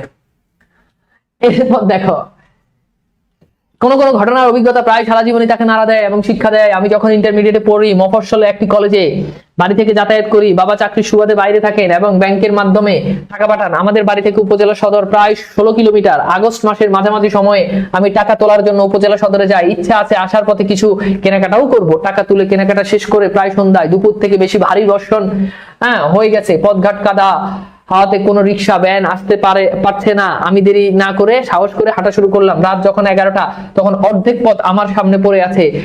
বিলের মাঝখানে ফাঁকা রাস্তা, বৃষ্টি হওয়ায় যাওয়ায় লোকজন নেই, তার উপর ঘুটঘুটে অন্ধকার, নিজের হাতটি পর্যন্ত দেখা যায় না। এই অবস্থায় খুব ভয় করছে। মানুষ কোন কোন সময় এমন অবস্থায় মুখোমুখি হয় যখন তার সমস্ত সংস্কার মিথ্যা প্রতিপন্ন হয়। ভূত পেতের আমি বিশ্বাস করি না, কিন্তু এসব পরিস্থিতিতে পড়লে মনটা দুর্বল হয়ে পড়ে। তখন মনের এমন অবস্থা হয়, ক্ষীণ একটা শব্দ, মনটা কেঁপে উঠে। মোটামুটি দ্রুতই হাঁটছিলাম, হঠাৎ অনুভব করলাম, ও মাই গড, কেউ আমাকে অনুসরণ করছে। ও কি সাংঘাতিক ঘটনা। তারপর কি হলো আমরা পড়ি, তারপর বলছে মনে হচ্ছে পায়ের শব্দ। ও মাই গড, খুবই ভয়ঙ্কর ঘটনা। সারা শরীর কাটা দিয়ে উঠলো। ভাবলাম দৌড় দিই, কিন্তু ততক্ষণ দৌড়াবো, লোকালয় তো এখানে অনেক দূরে। এমন সময় হঠাৎ পা পিছলে কাত হয়ে পড়লাম। আহা, এই নিশ্চয়ই ভূতের কাণ্ড। ভূত আমাকে কি করছে, আমি ভূতের কারণে পড়ে গেছি। যাই হোক, কোনো ক্রমে উঠে দাঁড়ালাম। আবার অনুভব করলাম কে একজন পিছে হাঁটছে। এরপর দেখো, লোক মুখে শুনেছিলাম ভয় পেলে দৌড়াতে বা পেছনে তাকাতে নেই, তাতে বিপদ বাড়ে। আমি সাহস করে পেছনে তাকিয়ে দেখি এক জোড়া চোখ ঝলঝল করছে। আল্লাহ, ভয় পাচ্ছি আমি ভীষণ ভয় পাচ্ছি, কিভাবে আমি পড়াবো। এরপর দেখো, মধ্যরাতে তারার আলোয় অন্ধকার যখন সহনীয় হয়ে এসেছে, দেখলাম একটি কুকুর। এটা কি হলো, কি টুইস্টটা ছিল দেখছো? আমি ভাবছি ভূত নাকি, পরের লাইনে বলবে কুত্তা দেখে ভয় পেয়েছে। এরপর কিছুটা সাহস হলো। অবশেষে রাত 2টোর দিকে বাড়ি পৌঁছালাম। মা আমাকে দেখেই কেঁদে বুক জড়িয়ে ধরল। মা দেখেই এমন মা কই পাওয়া যায় বলতো? এরপর দেখো, মার কাছে শুনলাম যখন ছিল অমাবস্যা, তখন ছিল অমাবস্যা, সে বারবার আমি প্রায় 2 সপ্তাহ ধরে জ্বরে ভুগেছিলাম। মানে 2 সপ্তাহ একটা ছেলে এই ঘটনার পর জ্বরে ভুগতেছে। বুঝছো সে কি পরিমাণ কষ্ট পাইছে? তার কষ্টে আমরা অনেক কষ্টিত। এরপর দেখো, ডাক্তার বলেছে ঠান্ডা লেগেও ভয় থেকে জটিল হয়ে যায়। আচ্ছা, মরেনি ডাক্তার, এটা বলছে, এটা বলেনি, এটাই তো অনেক। আচ্ছা, তো যাই হোক, দেখছো সব হরর ঘটনা। ও মাই গড, দেখছো নৌকা ডুবির ঘটনা। নৌকা ডুবে আমাদেরকে খালি এখন এটাই জানতে হবে যে মারা গেছে কিনা আমরা খালি এটা জানবো, কারণ আমাদের হাতে অত সময় নেই। চাউনির ভিতরে ঢুকে কোন রকম নৌকা বেজে উঠে মাঝি চিৎকার করছে, করছে সাহায্যের জন্য। আমাকে নৌকা ছাইয়ের উপর তুলে নিয়ে সবাই নৌকাটি ভেসে আছে। জীবন মরণের সন্ধিক্ষণে দাঁড়িয়ে সৃষ্টিকর্তার নাম স্মরণ করছিলাম। এমন সময় অন্য একটি বড় নৌকা এসে আমাকে উদ্ধার করে ফেলছে। এটা কথা বলো। আচ্ছা, এরপর দেখো, সিডারের রাতের অভিজ্ঞতা বর্ণনা। আবার হরর ঘটনা। আল্লাহ, আজকে রাতে আমি ঘুমাবো কিভাবে? আমার বাসাতে না বউ বাচ্চা কেউ নেই, আমি একা ঘুমাতে হবে। আমি কিভাবে এগুলো পড়বো? আমি তো ভয় পাবো। সব হরর ঘটনা, দেখছো? আচ্ছা, গেল এগুলো। তাহলে আমাদেরকে একটু ভালো করে পড়তে হবে। মানে অভিজ্ঞতা বর্ণনা মানে তুমি জাস্ট তোমার অভিজ্ঞতা লিখে দিবা। এইবার চলো আমরা একটুখানি পড়বো ভাষণ। কি পড়বো বলো? ভাষণ। কয়টা বাচ্চা রে? আচ্ছা, ভাষণ পড়ে আমরা শেষ করে দেব।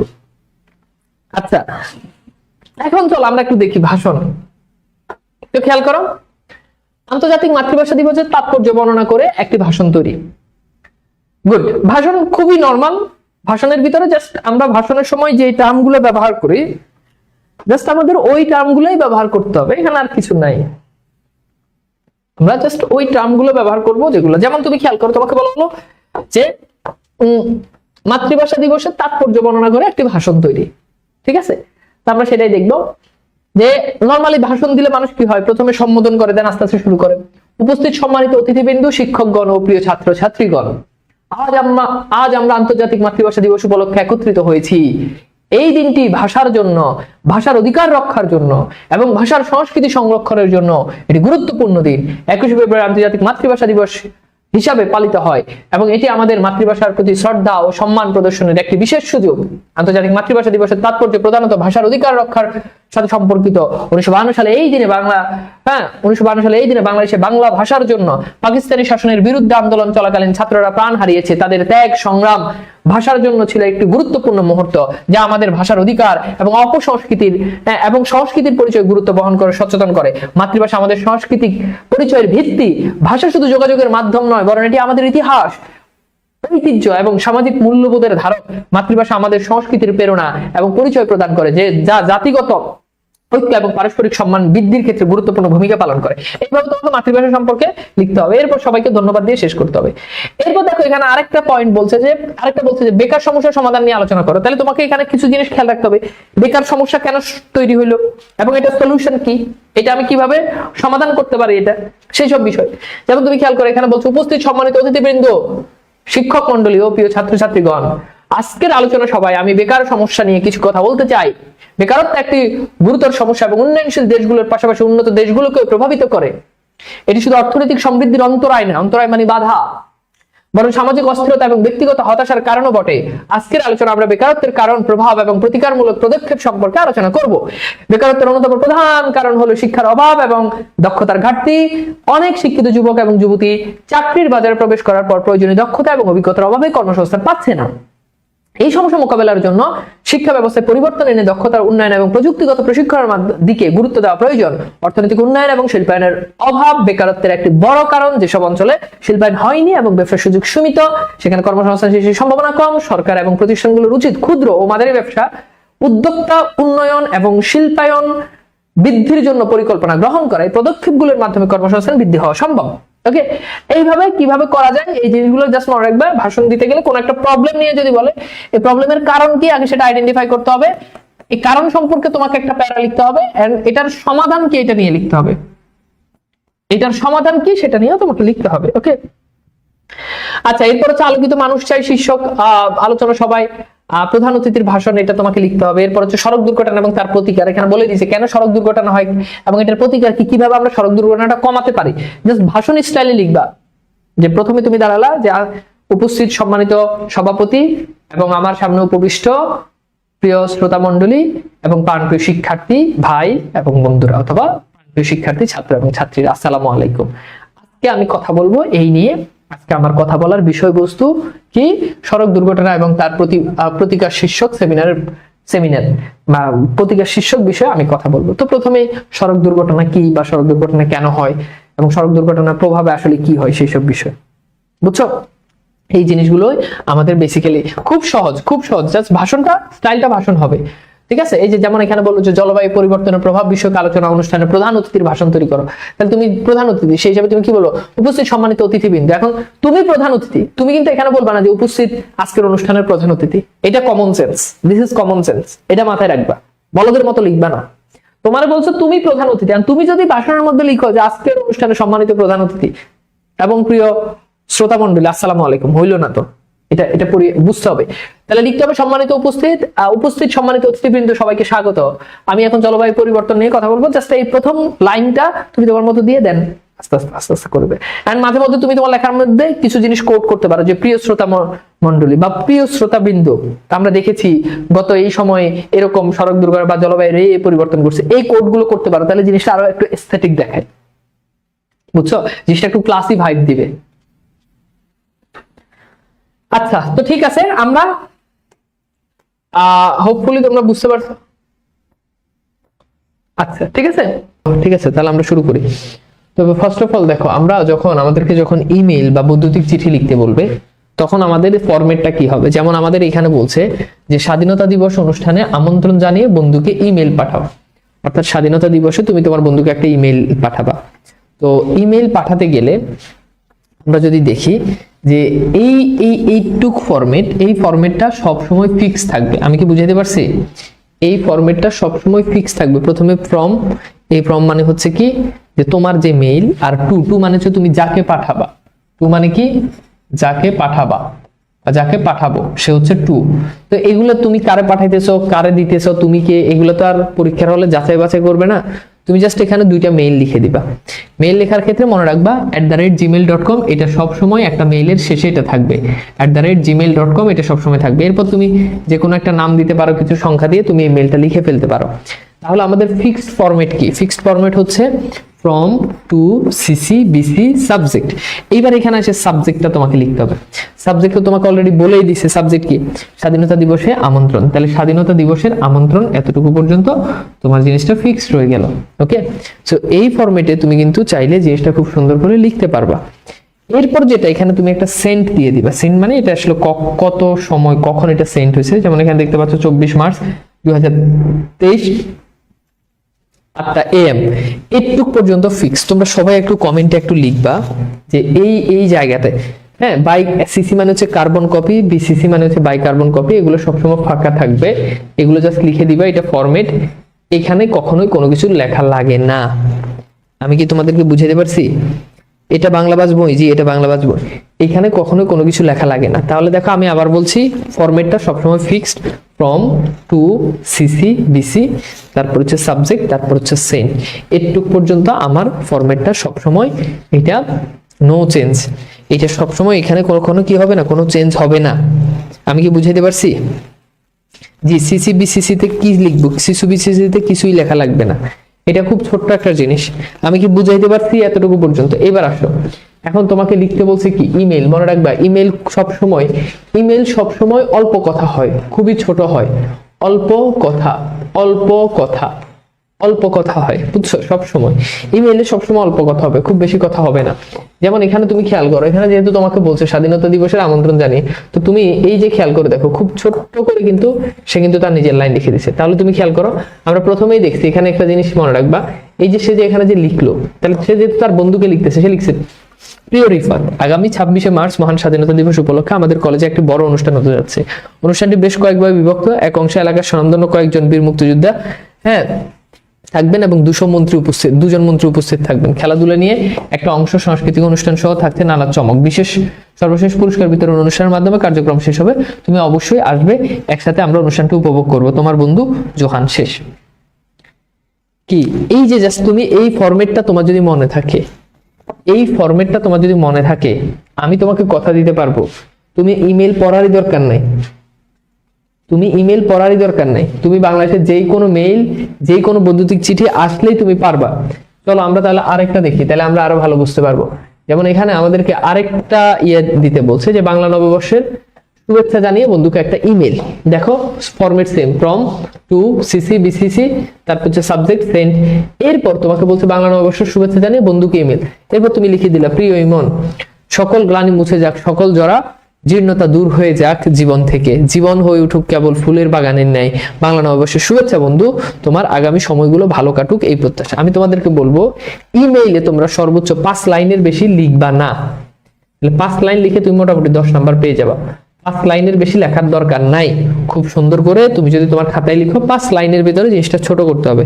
অর্থাৎ এই জিনিসটা চেষ্টা করবা, পুরো জিনিসটা তুমি অবশ্যই 1 পৃষ্ঠার ভিতরে শেষ করার জন্য সর্বোচ্চ চেষ্টা করবা। তো তোমার অত বড় লেখা লাগবে না। তুমি অনেক সময় তোমাদের টেন্ডেন্সি এমন থাকে, লিখলেই নাম্বার, নো, লিখলে নাম্বার না, সব জায়গায় লিখলে নাম্বার না। এইসব জায়গাতে বেশি লিখলে নাম্বার উল্টে কাটা যাবে। ইমেইল মানে ইমেইল, বৈদ্যুতিক চিঠি মানে বৈদ্যুতিক চিঠি, এটা রচনা না। আমি কি বুঝাইতে পারছি? তাহলে বলো তো পারবা কিনা? আমরা আরো অনেকগুলো দেখি, তুমি দেখো সব তুমি পারবা। টু বি অনেস্ট, তুমি জাস্ট পড়লেই পারবা। যেমন খেয়াল করে এখানে ইন্টারনেটের সুফল কুফল জানিয়ে ছোট ভাইকে একটা ইমেল। তাহলে আমার এই ফরম্যাট সবসময় same, to from to CC BCC, এরপর হচ্ছে সাবজেক্ট, এরপর হচ্ছে সেন্ড। ওকে, এরপর দেখো স্নেহের জুনাইদ, কেমন আছিস? আশা করি ভালো আছিস। বর্তমান সময়ে সবচেয়ে আলোচিত এবং গুরুত্বপূর্ণ ইন্টারনেট নিয়ে তোকে ধারণা দিব। ইন্টারনেটে ভালো এবং খারাপ দুটো দিকে আছে। বর্তমানে ইন্টারনেট ছাড়া আমাদের দৈনন্দিন কার্যক্রম সম্পন্ন করতে পারি না। তবে এর অতিরিক্ত ব্যবহার ক্ষতিকর বটে। খারাপ পথে এটি ব্যবহার করে অনেক প্রতারণা করেই যাচ্ছে প্রতিনিয়ত। ইন্টারনেট ব্যবহার থেকে সচেতন হতে হবে তোকে, এবং ভালো দিকগুলো গ্রহণ করতে হবে, খারাপ দিকগুলো বাদ দিতে হবে। তোর বড় ভাই নাইম শেষ। আমি কি বুঝাইতে পারছি? শেষ। এখন শেষে খাম দিবে আর কি দিবা না, এগুলো এক এক বইতে এক এক রকম, বাট আমি এই ফরম্যাটে পড়াই, এটা সবচেয়ে ইজিয়েস্ট সলিউশন। সো তুমি এইভাবে দিয়ে দিলেই তোমার হয়ে যাবে। বলো, ইমেল নিয়ে আর কার কোনো প্রবলেম থাকবে? বলো তো, ইমেল নিয়ে কারো আর কোনো প্রবলেম থাকার কোনো সুযোগ আছে? বলো, ইমেল নিয়ে আর কারো কোনো প্রবলেম থাকার সুযোগ আছে? পারবা? ইমেল অল্প কথায় সব জিনিসটা কি করবা, লিখে ফেলবা। হ্যাঁ, আমি কি বুঝাইতে পারছি?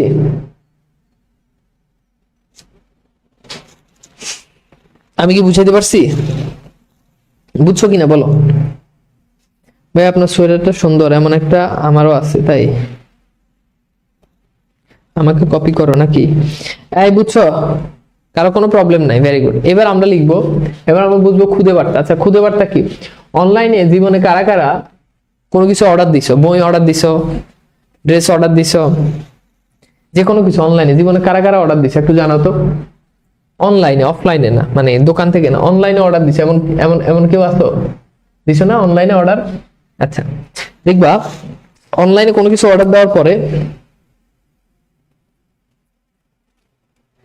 অনলাইনে কোনো কিছু অর্ডার দেওয়ার পরে তোমার কাছে একটু পর একটা মেসেজ আসে যে ধন্যবাদ, আপনার প্রোডাক্টটি রিসিভ করা হলো, বা আপনার প্রোডাক্ট আইডি এইটা, আপনার প্রোডাক্টটি রিসিভ করা হলো 3 থেকে 4 দিনের দিন থেকে এত কার্য দিবসের ভিতরে আপনি আপনার প্রোডাক্ট ডেলিভারি পেয়ে যাবেন। এমন একটা মেসেজ পাইছো কি পাও নাই? পাইছো? অথবা কোথাও কোনো ভর্তি, কলেজে ভর্তির কোনো কিছু পেমেন্ট করলে সাথে সাথে একটা মেসেজ আসে না? একটা মেসেজ আসে যে আপনার এত টাকা বিকাশের মাধ্যমে জমা দেওয়া হলো, বা অমুক ব্যাংকের মাধ্যমে এত টাকা জমা দেওয়া হলো। কথা কি বুঝাতে পারছি? বিকাশে যখন, বিকাশ তো মোটামুটি সবাই দেখছো, টাকা যখন ঢুকে একটা মেসেজ আসে, টাকা যখন ক্যাশ আউট করো তখন সাথে সাথে আরেকটি মেসেজ আসে। ধরো তুমি 2000 টাকা ক্যাশ আউট করছো, তখন তোমার কাছে আসে যে এত টাকা আপনি ক্যাশ আউট করছেন, ট্রানজাকশন আইডি এইটা। এরকম মেসেজ জীবনে কেউ পাইছো না? পাইছো তো। এই যে বার্তাগুলো, এই যে ছোট ছোট যে বার্তাগুলো, এটাকে বলে, এটা হচ্ছে খুদে বার্তা। এবার বুঝছো খুদে বার্তা কি? তো তোমাদেরকে একটা উদাহরণ দেখাই, তাহলে তোমাদেরকে একটা এক্সাম্পল দেখাই, তাহলে তোমরা আরো ভালো বুঝতে পারবা। যেমন খেয়াল করো, ধরো তোমার এখানে বলছে টিকিট সংগ্রহ করার তথ্য জানিয়ে একটি খুদে বার্তা লিখো, অর্থাৎ তোমার টিকিটটা কনফার্ম হয়েছে। ধরো তুমি টিকিট কাটতেছো, অনেক সময় বাসে, ট্রেনে কেউ কখনো গেলে, বাসে কেউ গেলে দেখবা যে টিকিট যখন কনফার্ম করো, যে আপনার নাম্বার দেওয়ার সাথে সাথে তোমার কাছে একটা মেসেজ চলে আসে যে আপনার সিট নং এত, তারপর হচ্ছে গাড়ির নং, কোচ নং, গাড়ি এটা, আপনি এই গাড়ির এত নাম্বার সিট, এরকম একটা কনফার্মেশন দেয়। এই একই জিনিসটা এখানে বলছে। যেমন খেয়াল করো, আপনার ট্রানজাকশন সফল হয়েছে, ধরো তুমি টিকিট কাটছো, টাকা দিছো, ওই টাকাটা সফলভাবে তাদের কাছে গেছে, আপনার বুকিং দেওয়া ই টিকিট নং এত, এরপর আপনার টিকিট নং দিছে, তাহলে কোন ট্রেনে যাবা সেটার নামও লিখে দিছে যে তিস্তা এক্সপ্রেস। তো তারিখটা দিয়ে দিছে, তারিখ কখন, বিকেল, সময়টা দিয়ে দিছে, সিট নাম্বার কত, আমার সিট নাম্বার এটা, ট্রানজাকশন আইডি কি এইটা। ঠিক আছে, আপনার জ্ঞাতার্থে জানানো যাচ্ছে যে আগামী 7/9/2024 তারিখ বিকেল 4টার মধ্যে আপনি টিকিট সংগ্রহ করতে হবে। এরপর হচ্ছে সেন্ডার, তাহলে কে দিছে? কোম্পানি দিছে। কোম্পানির নাম কি? তিতাস এক্সপ্রেস, অর্থাৎ তিতাস এক্সপ্রেসের টিকিট কাটছো, তারা তোমাকে দিছে।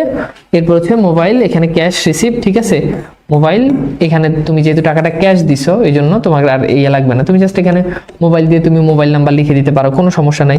রিসিভড, দেন হচ্ছে টাইমটা দিয়ে দিলা, তারিখটা দিয়ে দিলা, শেষ। একদম ইজি। আরেকটা দেখাই, তাহলে আরো ভালো বুঝবা। আরেকটা দেখাই, যেমন খেয়াল করো, এখানে বলছে যে জন্মদিনের আমন্ত্রণ জানিয়ে বন্ধুকে একটা খুদে বার্তা, এসএমএস আর কি। খুদে বার্তা মিন্স হচ্ছে এসএমএস, সোজা কথা বললে। তো তোমার একটা বন্ধুর কি, একটা বন্ধুর জন্মদিন, এখন তুমি তাকে কি করবা? তুমি একটা এসএমএস দিবা, খুব সংক্ষেপে একটা এসএমএস দিবা। দেখো খেয়াল করো, কেমন আছিস দেব, ধরো তোমার বন্ধুর নাম দেব, আগামী 9 এপ্রিল আমার জন্মদিন উপলক্ষে ছোট একটা অনুষ্ঠানের আয়োজন করা হয়, আমি তোর কোনো অজুহাতই মানতে রাজি না।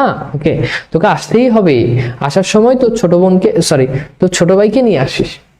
ঠিক আছে, তো এখন এই যে এখানে দেখো এখানে দেখো, এরপর কি হয়েছে? সেন্ডার, তাহলে সেন্ডারকে সাইদ এটা পাঠাইছে, সাইদের নাম দিয়ে দিলাম, মোবাইল নাম্বার দিয়ে দিলাম, রিসিপ্ট হয়েছে কখন, ওটার টাইম ডেট দিয়ে দিলা, শেষ।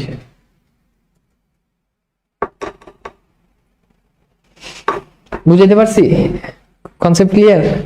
বুঝছো? খুব সহজ। আমরা আরো দেখি, আরো যত দেখবো তত আমাদের জিনিসগুলো আরো ক্লিয়ার হয়ে যাবে। যেমন খেয়াল করো, ঈদ উপলক্ষে খুদে বার্তা প্রেরণ, তাহলে ঈদের সময় ওই যে আমাদেরকে মেসেঞ্জারে অনেকে লম্বা লম্বা মেসেজ পাঠায় না, দেখবে মেসেজ পাঠায় ঈদ মোবারক জানি, ঈদের শুভেচ্ছা জানি, SMS পাঠায়। SMS টা কেমন দেখো, এখানে তুমি তোমার মতো করে লিখে দিবা যে ঈদ সকলের জীবনে কল্যাণ বয়ে আসুক, ত্যাগের মহিমা উদ্ভাসিত হোক, সকলের জীবন ঈদের খুশি সকলের ঘরে ঘরে ছড়িয়ে যাক, ঈদ মোবারক, এরপর sender, mobile number, received, time, date, শেষ। কি বলো, কঠিন? কি বলো তো, কঠিন কিনা বলো, বলো কঠিন কিনা? অনেক আছে, মানে সবই কিন্তু সেম। এই যে দেখো, বিজয় দিবস উপলক্ষে শুভেচ্ছা জানিয়ে খুদে বার্তা। তাহলে কাউকে যখন বিজয় দিবসের শুভেচ্ছা জানাবো তখন তোমাকে কি করতে হবে? প্রথমে বিজয় দিবসের শুভেচ্ছা নেবেন। আশা করি সকলে ভালো এবং সুস্থ আছেন। আমরা সবাই অবগত আছি আজ মহান বিজয় দিবস। 1971 সালে দীর্ঘ 9 মাস যুদ্ধের পর আমরা 16ই ডিসেম্বর স্বাধীনতা লাভ করে বিশ্বের বুকে স্বাধীন রাষ্ট্র হিসেবে স্বীকৃতি পাই। তাই আজকের এই দিনটি প্রতিটি বাঙালির কাছে অত্যন্ত গৌরবমণ্ডিত ও আনন্দের দিন। সবাই এই দিন উদযাপন করুন আনন্দের সাথে। এরপর সেন্ডার, মোবাইল নাম্বার, রিসিপ্ট, এরপর টাইম, এরপর ডেট, শেষ। এই আমি কি বুঝাইতে পারছি? বলো পারবা? তাহলে এই যে দেখো, ইমেইল আর খুদে বার্তা এগুলো কি খুব বেশি কঠিন? একই ফরম্যাট, দেখো সব সেম। যা সেন্ডার, নাম, রিসিপ্ট, এই জায়গাটা খালি তোমাকে মুখস্থ করতে হবে। এই জায়গাটা তুমি খালি মনে রাখবা যে যখন আমি খুদে বার্তা লিখবো তখন আমাকে আগে সেন্ডার দিয়ে আমার নামটা দিয়ে দিতে হবে, আমার একটা মোবাইল নাম্বার দিয়ে দিতে হবে। রিসিপ্ট লিখে এটা কখন রিসিপ্ট হয়েছে, কত তারিখে এটা রিসিপ্ট হয়েছে, তখন তোমাকে এটা দিতে হবে। অর্থাৎ এটা ডেলিভারি মেসেজটা যে দিচ্ছ এটা কখন পাঠাইছো সেই একটা টাইম দিয়ে দেবে। এগুলো সবই কাল্পনিক, তোমার নট লাইক দ্যাট যে তোমার নিজের নামে দিতে হবে, তোমার নিজের মোবাইল নাম্বারে দিতে হবে। ইচ্ছা মতো তুমি যে কোনো ভাবে আন্দাজে দিলেও কোনো সমস্যা নাই। এমন না যে তোমার এখানে মানে আন্দাজে যে কোনো একটা মানে পরিচিত নাম দিতে হবে, তুমি তোমার মতো করে তুমি যে কোনো একটা নাম দিও, কোনো সমস্যা নেই। আচ্ছা গেল। এবার আসো আমরা একটু দেখি আবেদনপত্র, খুবই গুরুত্বপূর্ণ থিম এটা। আবেদনপত্রটা কি খেয়াল করো, আমাদের এখানে একটা আবেদনপত্রের কথা বলছে। দেখো আবেদনপত্রের কথা বলছে, প্রশংসাপত্র চেয়ে বিদ্যালয়ের প্রধান শিক্ষকের নিকট আবেদনপত্র লিখো। অর্থাৎ তুমি তোমার বিদ্যালয় থেকে বা তুমি তোমার কলেজ থেকে একটা প্রশংসাপত্র নিবা। তো এই যে প্রশংসাপত্রটা নিবে এটার জন্য তোমাকে আবেদনপত্রটা লিখতে হবে। প্রথমে যে কাজটা করবা সেটা হচ্ছে এখানে তারিখ দিয়ে দিবা। এরপর বরাবর কার বরাবর লিখবা? প্রধান শিক্ষক। যদি কলেজ বলে তাহলে সেক্ষেত্রে এখানে দিবা যে বরাবর অধ্যক্ষ। এরপর বরিশাল জেলা স্কুল বরিশাল, এখানে তুমি কলেজের নাম দিবা, কোনো সমস্যা নেই। এখানে জাস্ট একটা থিম দাও, স্কুলের নাম, কোনো ক্ষেত্রে কলেজের নাম। তুমি চাইলে তুমি মাদ্রাসার স্টুডেন্ট হলে ডেফিনেটলি তুমি মাদ্রাসার নাম দিবা, বুঝছো? তুমি যখন মাদ্রাসার স্টুডেন্ট তখন তুমি অবশ্যই মাদ্রাসার নাম দিবা। কলেজের স্টুডেন্ট তুমি যে কোনো কলেজ দিবা, হ্যাঁ, যে তুমি যে কোনো Viqarunnisa college, Notre Dame college, Holy Cross college, তুমি চাইলে তোমার নিজের কলেজ দিতে পারো, তোমার আশেপাশের কলেজ দিতে পারো। মাদ্রাসার হলে অবশ্যই তুমি মাদ্রাসার নাম দিবা। তুমি যখন মাদ্রাসা তখন তুমি দিবা যে অমুক মাদ্রাসা, যে কোনো একটা মাদ্রাসার নাম দিবা। ওকে, আচ্ছা। তো এইটা হচ্ছে আমাদের মোটামুটি একদম ফিক্সড ফরম্যাট। যদি তোমাকে এরকম আবেদন রিলেটেড কোনো জিনিস বলে এবং সেটা যদি কলেজের প্রাতিষ্ঠানিক হয় তাহলে এই ফরম্যাটটা একদম ফিক্সড, এটার কোনো চেঞ্জ হবে না। এই ফরম্যাট, সরি এটুক না, আমি একদম যদি বলে দিই এতটুকু পর্যন্ত আমার ফরম্যাটটা একদম ফিক্স থাকবে, এতটুকু পর্যন্ত আমার ফরম্যাটের কোনো চেঞ্জ আসবে না। ফার্স্ট অফ অল আমি আবার বলছি, আমাকে তারিখ লিখতে হবে, যেই তারিখ ওই তারিখটা আমাকে এখানে লিখে দিতে হবে। তারিখের পর লিখতে হবে বরাবর, এরপর প্রধান শিক্ষক বা অধ্যক্ষ, এরপর হচ্ছে স্কুলের নাম বা কলেজের নাম লিখবে তোমরা যদি কলেজের স্টুডেন্ট। এরপর হচ্ছে বরিশাল, মানে তুমি এখানে যেটা ওইটার লোকেশনটা যেটা আসলে কোথায়। এরপর হচ্ছে বিষয়, তো বিষয় তো তোমাকে এখানে বলেই দিছে, প্রশংসাপত্রের জন্য আবেদন। এরপর তুমি তোমার জনাব লিখে এরপর তুমি শুরু করবা তোমার আসলে সমস্যা কি। তো তোমার সমস্যা কি, যে জনাব বিনীত নিবেদন, এই যে আমি আপনার বিদ্যালয়ের একজন নিয়মিত ছাত্র। 2021 সালে এসএসসি পরীক্ষা আমি মানবিক বিভাগ থেকে জিপিএ 5 পেয়ে উত্তীর্ণ হয়েছি। বিদ্যালয় অধ্যয়নকালে আমি সকল শিক্ষকের প্রতি শ্রদ্ধাশীল ছিলাম এবং বিদ্যালয়ের সকল নিয়ম কানুন মেনে চলেছি। আগামী সপ্তাহ থেকে একাদশ শ্রেণীতে ভর্তি কার্যক্রম শুরু হতে যাচ্ছে। একাদশ শ্রেণীতে ভর্তি হতে আমার একটি প্রশংসাপত্র প্রয়োজন। অতএব মহোদয়ের কাছে বিনীত প্রার্থনা, আমাকে চারিত্রিক ও শিক্ষা বিষয়ক প্রশংসাপত্র প্রদানে বাধিত করবেন। বিনীত নিবেদন, আপনার একান্ত অনুগত ছাত্র নাইমুল ইসলাম। শেষ।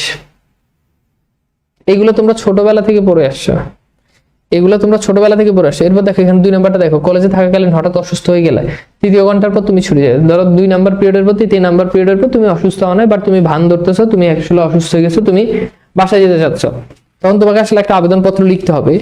তো সেই আবেদনপত্র অধ্যক্ষের বরাবর যখন তুমি লিখবা তখন তুমি আসলে কিভাবে লিখবে, যেমন দেখো এখানে তারিখ দেওয়া আছে। এই তারিখ দেওয়ার পরে যে তারিখের পর তুমি যেখানে একটা তারিখ বসাইলে, এরপর আবার বরাবর অধ্যক্ষ মহিপাল সরকারি কলেজ, তুমি যে কোনো কলেজের নাম দিবে মহিপাল ফেনী, মহিপাল ফেনী। এরপর খেয়াল করে দেখো, আমরা যদি এখানে যদি দেখি যে বিষয় 3য় ঘন্টার পর ছুটি চেয়ে আবেদন, তৃতীয় ঘন্টার পর ছুটি চেয়ে আবেদন। তাহলে এরপর তোমার কেন ছুটি দরকার, তোমার কেন ছুটি নিড, এটা তোমাকে বুঝাতে হবে। তুমি লিখবা জনাব সবিনয় নিবেদন, এই যে আমি আপনার কলেজের একজন শিক্ষার্থী, হ্যাঁ, কলেজে আসার পর থেকে আমার প্রচন্ড মাথা ব্যথা, এটা পিওর মিথ্যা কথা। অনুভব হচ্ছে আমি ক্লাসে মনোযোগ দিতে পারছি না এবং আমার ক্লাস করতে কষ্ট হচ্ছে। আমি এলে বলতাম যে আচ্ছা কষ্ট করে হলে পিছনে বেঞ্চে গিয়ে বসে থাকো। অতএব অনুগ্রহপূর্বক আমাকে তৃতীয় ঘন্টার পর ছুটি দিয়ে বাধিত করবেন। এরপর কি, এরপর বলছে যে বিনীত নিবেদন আলী, এই যে জাস্ট লাস্টের লাইনগুলো এরকম থাকবে। অতএব অনুগ্রহপূর্বক আমাকে তৃতীয় ঘন্টার পর ছুটি দিয়ে বাধিত করবেন, বিনীত নিবেদক আলী আহসান। শেষ। এরপর হচ্ছে কি, দ্বাদশ শ্রেণী শাখা মানবিক, এই এক্সটেনশন হিসেবে তুমি এখানে রুল নাম্বার দিতে পারো, শ্রেণী দিয়ে দিবে। শেষ। বুঝছো? কথা ক্লিয়ার? এতটুকু পর্যন্ত বুঝাইতে পারছি? এরপর দেখো আমরা আরেকটা দেখি এরকম সেম ফরম্যাট।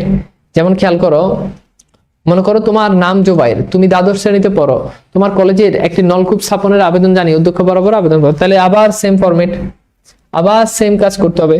তুমি এখানে তারিখ লিখবা, এরপর হচ্ছে এগুলো লিখবা, এরপর জনাব পর্যন্ত, এতটুকু পর্যন্ত ফিক্স। তারিখ বরাবর অধ্যক্ষ, তারপর হচ্ছে দৌলতপুর আব্দুল হক কলেজ খুলনা। তুমি তোমার মতো করে যে কোনো একটা জিনিস লিখে দিলা। এরপর হচ্ছে তুমি বিষয় লিখে দিলে, বিষয় তো তোমাকে এখানে বলেই দিছে, নলকূপ স্থাপনের জন্য আবেদন। এরপর জনাব লিখে তারপর হচ্ছে তুমি শুরু করবা। এই ফরম্যাটটা সবাই একটু মুখস্থ করতে পারবা?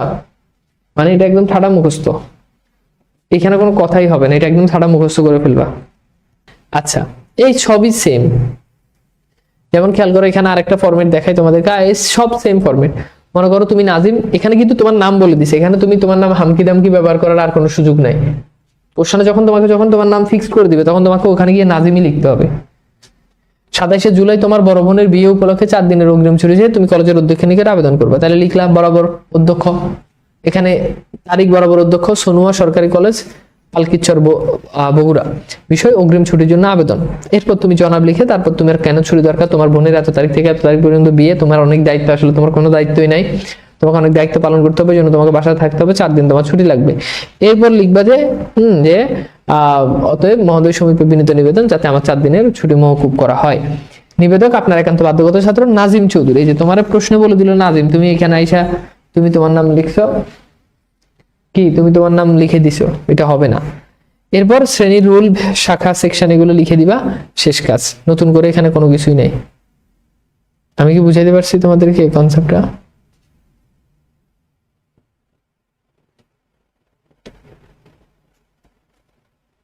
ঠিক আছে, বুঝছো? ঠিক আছে, আচ্ছা সব একই রকম। তুমি খেয়াল করে এখানে বলছো, ধরো তুমি নোয়াখালী সরকারি কলেজের দ্বাদশ শ্রেণীর ছাত্র, তোমার কলেজে একটি বিজ্ঞান ক্লাব গঠনের অনুমতি চেয়ে অধ্যক্ষের নিকট একখানা আবেদনপত্র লিখো। তাহলে তুমি লিখবা বরাবর অধ্যক্ষ নোয়াখালী সরকারি কলেজ নোয়াখালী, বিষয় বিজ্ঞান ক্লাব গঠনের জন্য অনুমতি চেয়ে আবেদন। এরপর জনাব, এরপর তুমি লিখবা তোমাদের কেন বিজ্ঞান ক্লাব লাগবে এবং এটা কিভাবে এই বিজ্ঞান ক্লাবটা তারা করে দিতে পারে বা এটার উপকারিতা কি, এই জিনিসটাই তুমি হচ্ছে এখানে লিখে দিবা। শেষ। বুঝছো? শেষ। আচ্ছা, এটা একটু খেয়াল করো, এটা একটু ডিফারেন্ট কেস, একটু সামান্য একটু পার্থক্য আছে এই টাইপের জায়গাগুলোতে, তোমাদেরকে এইটা একটু বুঝাই। 14 নম্বরটা একটু খেয়াল করো, এখানে বলছে যে তোমার এলাকার ভয়াবহ টর্নেডোতে ক্ষতিগ্রস্ত জনসাধারণের জন্য সাহায্য চেয়ে জেলা প্রশাসকের নিকট একটা আবেদনপত্র। এখানেও সেম তারিখ। এখন তুমি যেহেতু জেলা প্রশাসক সম্মানিত ব্যক্তি, তুমি এখানে বরাবরও দিতে পারো, বাট এই সকল প্রশাসনিক কারো কাছে লিখলে সেক্ষেত্রে আমরা দিই মাননীয়। তো যেটাই দেওয়া একেবারে ভুল হবে না, মাননীয় দেওয়াটাই বেশি সুন্দর। তাহলে মাননীয় জেলা প্রশাসক সাতক্ষীরা, তাহলে সাতক্ষীরা জেলার ডিসি বরাবর বা জেলা প্রশাসক বরাবর তুমি একটা অ্যাপ্লিকেশন দিতেছো। সেই অ্যাপ্লিকেশন কি, বিষয় ভয়াবহ টর্নেডো ক্ষতিগ্রস্ত জনসাধারণের ত্রাণ সামগ্রী চেয়ে আবেদন। এরপর তুমি লিখলা জনাব সবিনয় নিবেদন, এই যে ঠিক আছে। এরপর তুমি তোমার মতো করে লিখলা যে জনাব সবিনয় নিবেদন, এই যে আপনি নিশ্চয়ই অবগত আছেন গত 11 সেপ্টেম্বর কালীগঞ্জ উপজেলা 4টি গ্রামে এক ভয়াবহ টর্নেডো আঘাত হানে। এতে প্রায় 12 জন প্রাণ হারায়, অনেকের গবাদি পশু মারা গিয়েছে, স্বজন হারিয়ে অনেকে শোকে কাতর হয়ে গিয়েছে। গ্রামগুলোতে প্রয়োজনীয় খাদ্য এবং বিশুদ্ধ পানির সংকট দেখা গিয়েছে, অনেক মানুষ অনাহারে এবং অর্ধাহারে দিন কাটাচ্ছে। এমত অবস্থায় গ্রামগুলো ত্রাণ সামগ্রী প্রদানের জন্য আপনার নিকট আবেদন জানাচ্ছি। অতএব অনুগ্রহপূর্বক কালীগঞ্জ উপজেলা ক্ষতিগ্রস্ত গ্রামগুলোতে পর্যাপ্ত ত্রাণ সামগ্রী প্রদান সহ যাবতীয় প্রয়োজনীয় সহায়তা গ্রহণে বাধিত করবেন নিবেদক। এরপর হচ্ছে এলাকাবাসীর পক্ষ থেকে আব্দুল আজিজ, অর্থাৎ এলাকাবাসীর পক্ষ থেকে আব্দুল আজিজ এই চিঠিটা কি করছে, এই অ্যাপ্লিকেশনটা, ঠিক আছে, এই অ্যাপ্লিকেশনটা নোট করছে। ঠিক আছে ভাইয়া, ইম্পর্টেন্ট কোনগুলো? ইম্পর্টেন্ট অভাব নাই, সবই ইম্পর্টেন্ট। আমি তোমাকে এখন কনসেপ্ট বুঝাচ্ছি, তোমার আমি এখন সাজেশন দিচ্ছি না। ওকে, এরপর খেয়াল করে দেখো, আর 17 নম্বর বলছে মাত্র অতিরিক্ত লোডশেডিং সম্পর্কে যথাযথ কর্তৃপক্ষের নিকট আকর্ষণ। আচ্ছা, এখানে কার নিকট লিখতে হবে এটা কি বলে দিছে বলো তো? এতক্ষণ পর্যন্ত বললাম অধ্যক্ষের নিকট বলছে, এরপর বলছে ডিসির নিকট, জেলা প্রশাসকের নিকট। বাট আমাদের 17 নাম্বার অ্যাপ্লিকেশনে কি আমাদেরকে বলছে কার নিকট, কার নিকট আবেদনটা করতে হবে? এটা কি আমাদের এখানে বলছে? বলো তো ভাইয়া, বলছে কিনা বলো। আমাদের কি কি এইখানে আমাদের বলো, আমাদের কি কি এখানে মাত্রা অতিরিক্ত লোডশেডিং আমাদের কি কি এখানে কি বলছে বলো তো? আমাদের এখানে বলছে কিনা যে কার নিকট, কার নিকট লিখতে হবে বলে নাই, বাট আমাদেরকে হিন্টস দিয়ে দিছে, আমাদেরকে বলছে লোডশেডিং সম্পর্কে। এখন এটা বুঝতে হবে যে লোডশেডিং এর সমস্যা, তার মানে আমি আমার কলেজের অধ্যক্ষের কাছে আবেদনপত্র লিখবো না। লোডশেডিং এর প্রবলেম, তার মানে আমি আমার জেলার এসপির কাছে গিয়ে এই আবেদনপত্র লিখবো না, ডিসির কাছে গিয়ে লিখবো না। তাহলে আমার প্রবলেম যখন লোডশেডিং, তখন সেটা আমাকে লিখতে হবে নির্বাহী প্রকৌশলীর নিকট। একটা জেলাতে সাধারণত যত এই মানে ইলেকট্রিক্যাল যত এইসব প্রবলেম, বিদ্যুতের প্রবলেম, এগুলো সচরাচর ডিল করে বা এগুলোর প্রধান হিসেবে থাকে একজন নির্বাহী প্রকৌশলী। ওকে, তো যেহেতু আমাকে এখানে বলে নাই, তো আমাকে এটা বুঝে নিতে হবে লোডশেডিং, দ্যাট মিনস আমাকে লিখতে হবে নির্বাহী প্রকৌশলীর নিকট। তাহলে আমি লিখে দিলাম তারিখ, এরপর লিখলাম বরাবর নির্বাহী প্রকৌশলী, পল্লী বিদ্যুৎ উন্নয়ন বোর্ড, ঢাকা। এরপর হচ্ছে এলাকায় পর্যাপ্ত, বিষয় কি? এলাকায় পর্যাপ্ত বিদ্যুৎ সরবরাহের জন্য আবেদন। তাহলে এলাকায় বিদ্যুৎ না থাকার কারণে তোমার কি কি প্রবলেম হইতেছে, সেই প্রবলেমগুলো তোমাকে কি করতে হবে? তোমাকে তুলে ধরতে হবে, দ্যাটস ইট। ওকে, এইবার আসলে আমরা একটুখানি দেখি। তো পত্রটা হচ্ছে আমরা মনের ভাব যেভাবে আদান প্রদান করি, এটা খুবই সহজ, এটা স্পেশাল তেমন কোনো নিয়মই নেই। যেমন এখানে আমাদেরকে বলছে ছাত্র জীবনে শিক্ষা সফরের উপকারিতা বর্ণনা করো বন্ধুর কাছে একটা পত্র। যেহেতু বন্ধুর কাছে প্রথমেই আবেদনপত্রের মতো তারিখ চলে আসবে, এরপর হচ্ছে কুমিল্লা, অর্থাৎ তুমি তোমার ঠিকানাটা দিয়ে দিবে। তাহলে এই পয়েন্টে তুমি দিবে তারিখ, আর এই পয়েন্টে তুমি দিবে কি? ঠিকানা। এই পয়েন্টে তুমি দিবে ঠিকানা। এরপর দেখো, প্রিয় ফাহিম, শুভেচ্ছা নিয়ে আশা করি ভালো আছো। গত পরশুদিন, এখন এইখানে কথা আছে, পত্রের ক্ষেত্রে গেলে তোমাকে অনেক মানে অনেক বেশি, তোমাকে অনেক একেবারে কম লিখে ফেলতে হবে এরকম না, পত্রতে ভালোই তুমি লিখতে পারবা। আমি যখন আমাকে কোনো বিষয় সম্পর্কে বলা হয়েছে, একে ভালোবাসার পত্র লিখো, একে মোটিভেশন দাও, একে সান্ত্বনা দাও, ওই পত্রটা আমি চাইলে আমার মনের মাধ্যমে মিশিয়ে লিখতে পারি। সেক্ষেত্রে মনে রাখবা, যদি আমাকে বলো পৃষ্ঠার কথা, তো আমি বলবো যে একটা পত্র অবশ্যই 2 পৃষ্ঠা লিখবা। একটা পত্র অবশ্যই তোমাকে কি করতে হবে, অর্থাৎ খাতার এই পৃষ্ঠা লিখতে হবে, এই পৃষ্ঠা লিখতে হবে, 2 পৃষ্ঠা লিখবা, যেহেতু নাম্বার এখানে বেশি। ওকে, তবে এই আবেদনপত্রতে লেখা অনেক বেশি, মোটামুটি বেশি লেখা যায়, সরি পত্রতে, বাট আবেদনপত্রতে কিন্তু লিমিটেড লিখতে হয়, আবেদনপত্র অনেক বেশি লেখা যায় না, ঠিক আছে।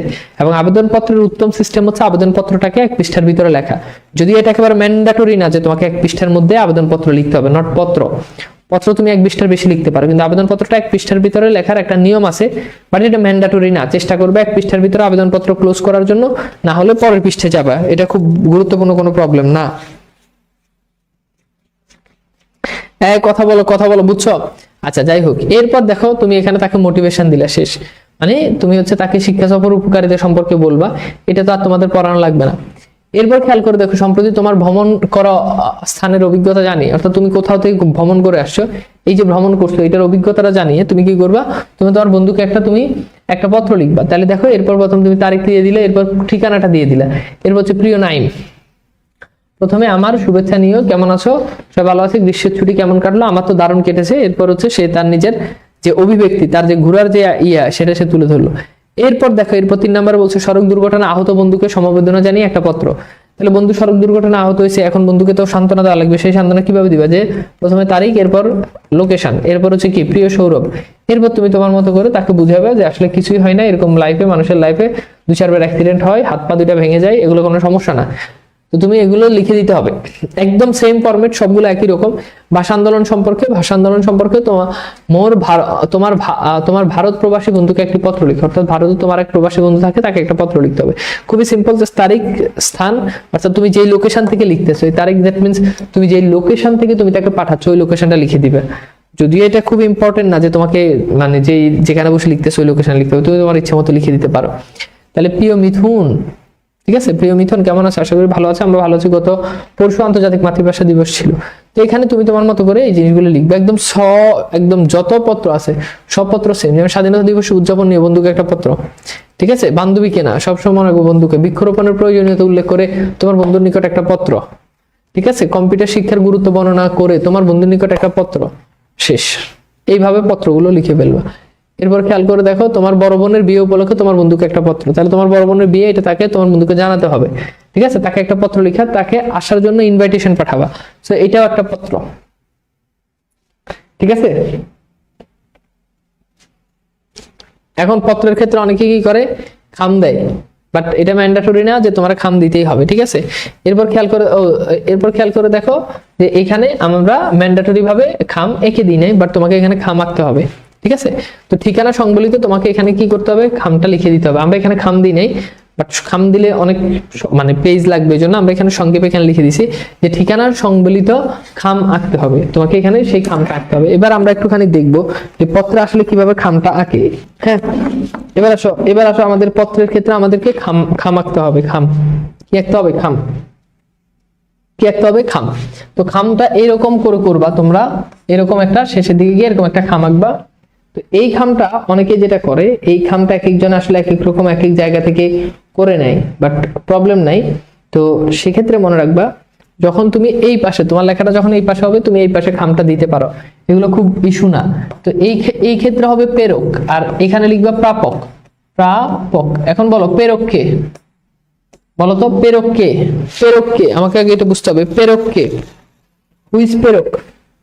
প্রেরক হচ্ছে, প্রাপক হচ্ছে যে পায়, প্রেরক হচ্ছে পাঠায়। ধরো আমি তানবীর, আমি তোমাকে একটা চিঠি পাঠাবো, তাহলে আমি এখানে লিখে দিলাম কি, প্রেরক কে, প্রেরক হচ্ছে তানবীর। তাহলে এরপর খেয়াল করো, ধরো আমার বাসা হচ্ছে ধরো গুলশান, তাহলে আমি এখানে লিখে দিলাম গুলশান ঢাকা, ওকে, গুলশান ঢাকা। আর প্রাপক হচ্ছে তুমি। এখন ধরো আমি তোমার কাছে পাঠাইলাম, এখন সে তোমার নাম কি, তোমার নাম ধরো দিয়া, ঠিক আছে, এরকম একটা নাম আমরা ধরলাম। এখন দিয়ের বাড়ি কই, ধরো দিয়ের বাড়ি আমরা ধরলাম কোথায়, নরসিংদী, তাহলে আমি লিখলাম যে সদর নরসিংদী, ওকে, সদর নরসিংদী। এই যে সদর নরসিংদী লিখে দিলাম, শেষ। তাহলে একটা হচ্ছে প্রেরক যে পাঠাবে, আর একটা হচ্ছে প্রাপক, শেষ। এইরকম খাম দিয়ে দিবা পত্রে, শেষে গিয়ে একটা খাম দিয়ে দিবা। বুঝছো কিনা বলো? এবার চলো আমরা একটুখানি দেখি, আমাদের প্রতিবেদন নিয়ে আলোচনা শুরু করি। প্রথমেই দেখো ভাইয়া, প্রতিবেদনে ধরো আমাকে একটা প্রতিবেদন লিখতে বললো দুর্নীতি সম্পর্কে, পত্রিকায় প্রকাশের প্রতিবেদন। তাহলে দুর্নীতি সম্পর্কে পত্রিকায়, তার মানে কি দুর্নীতি খুব খারাপ ভালো জিনিস নাকি? ডেফিনেটলি খারাপ জিনিস। এখন প্রশ্ন হচ্ছে, যখন আমাকে বলবে পত্রিকায় প্রতিবেদন লিখো, তখন আমি কি লিখবো বরাবর অধ্যক্ষ? বলো, পত্রিকায় যখন বলছে তখন প্রতিবেদনটা কার কাছে যাবে? কথা বুঝো।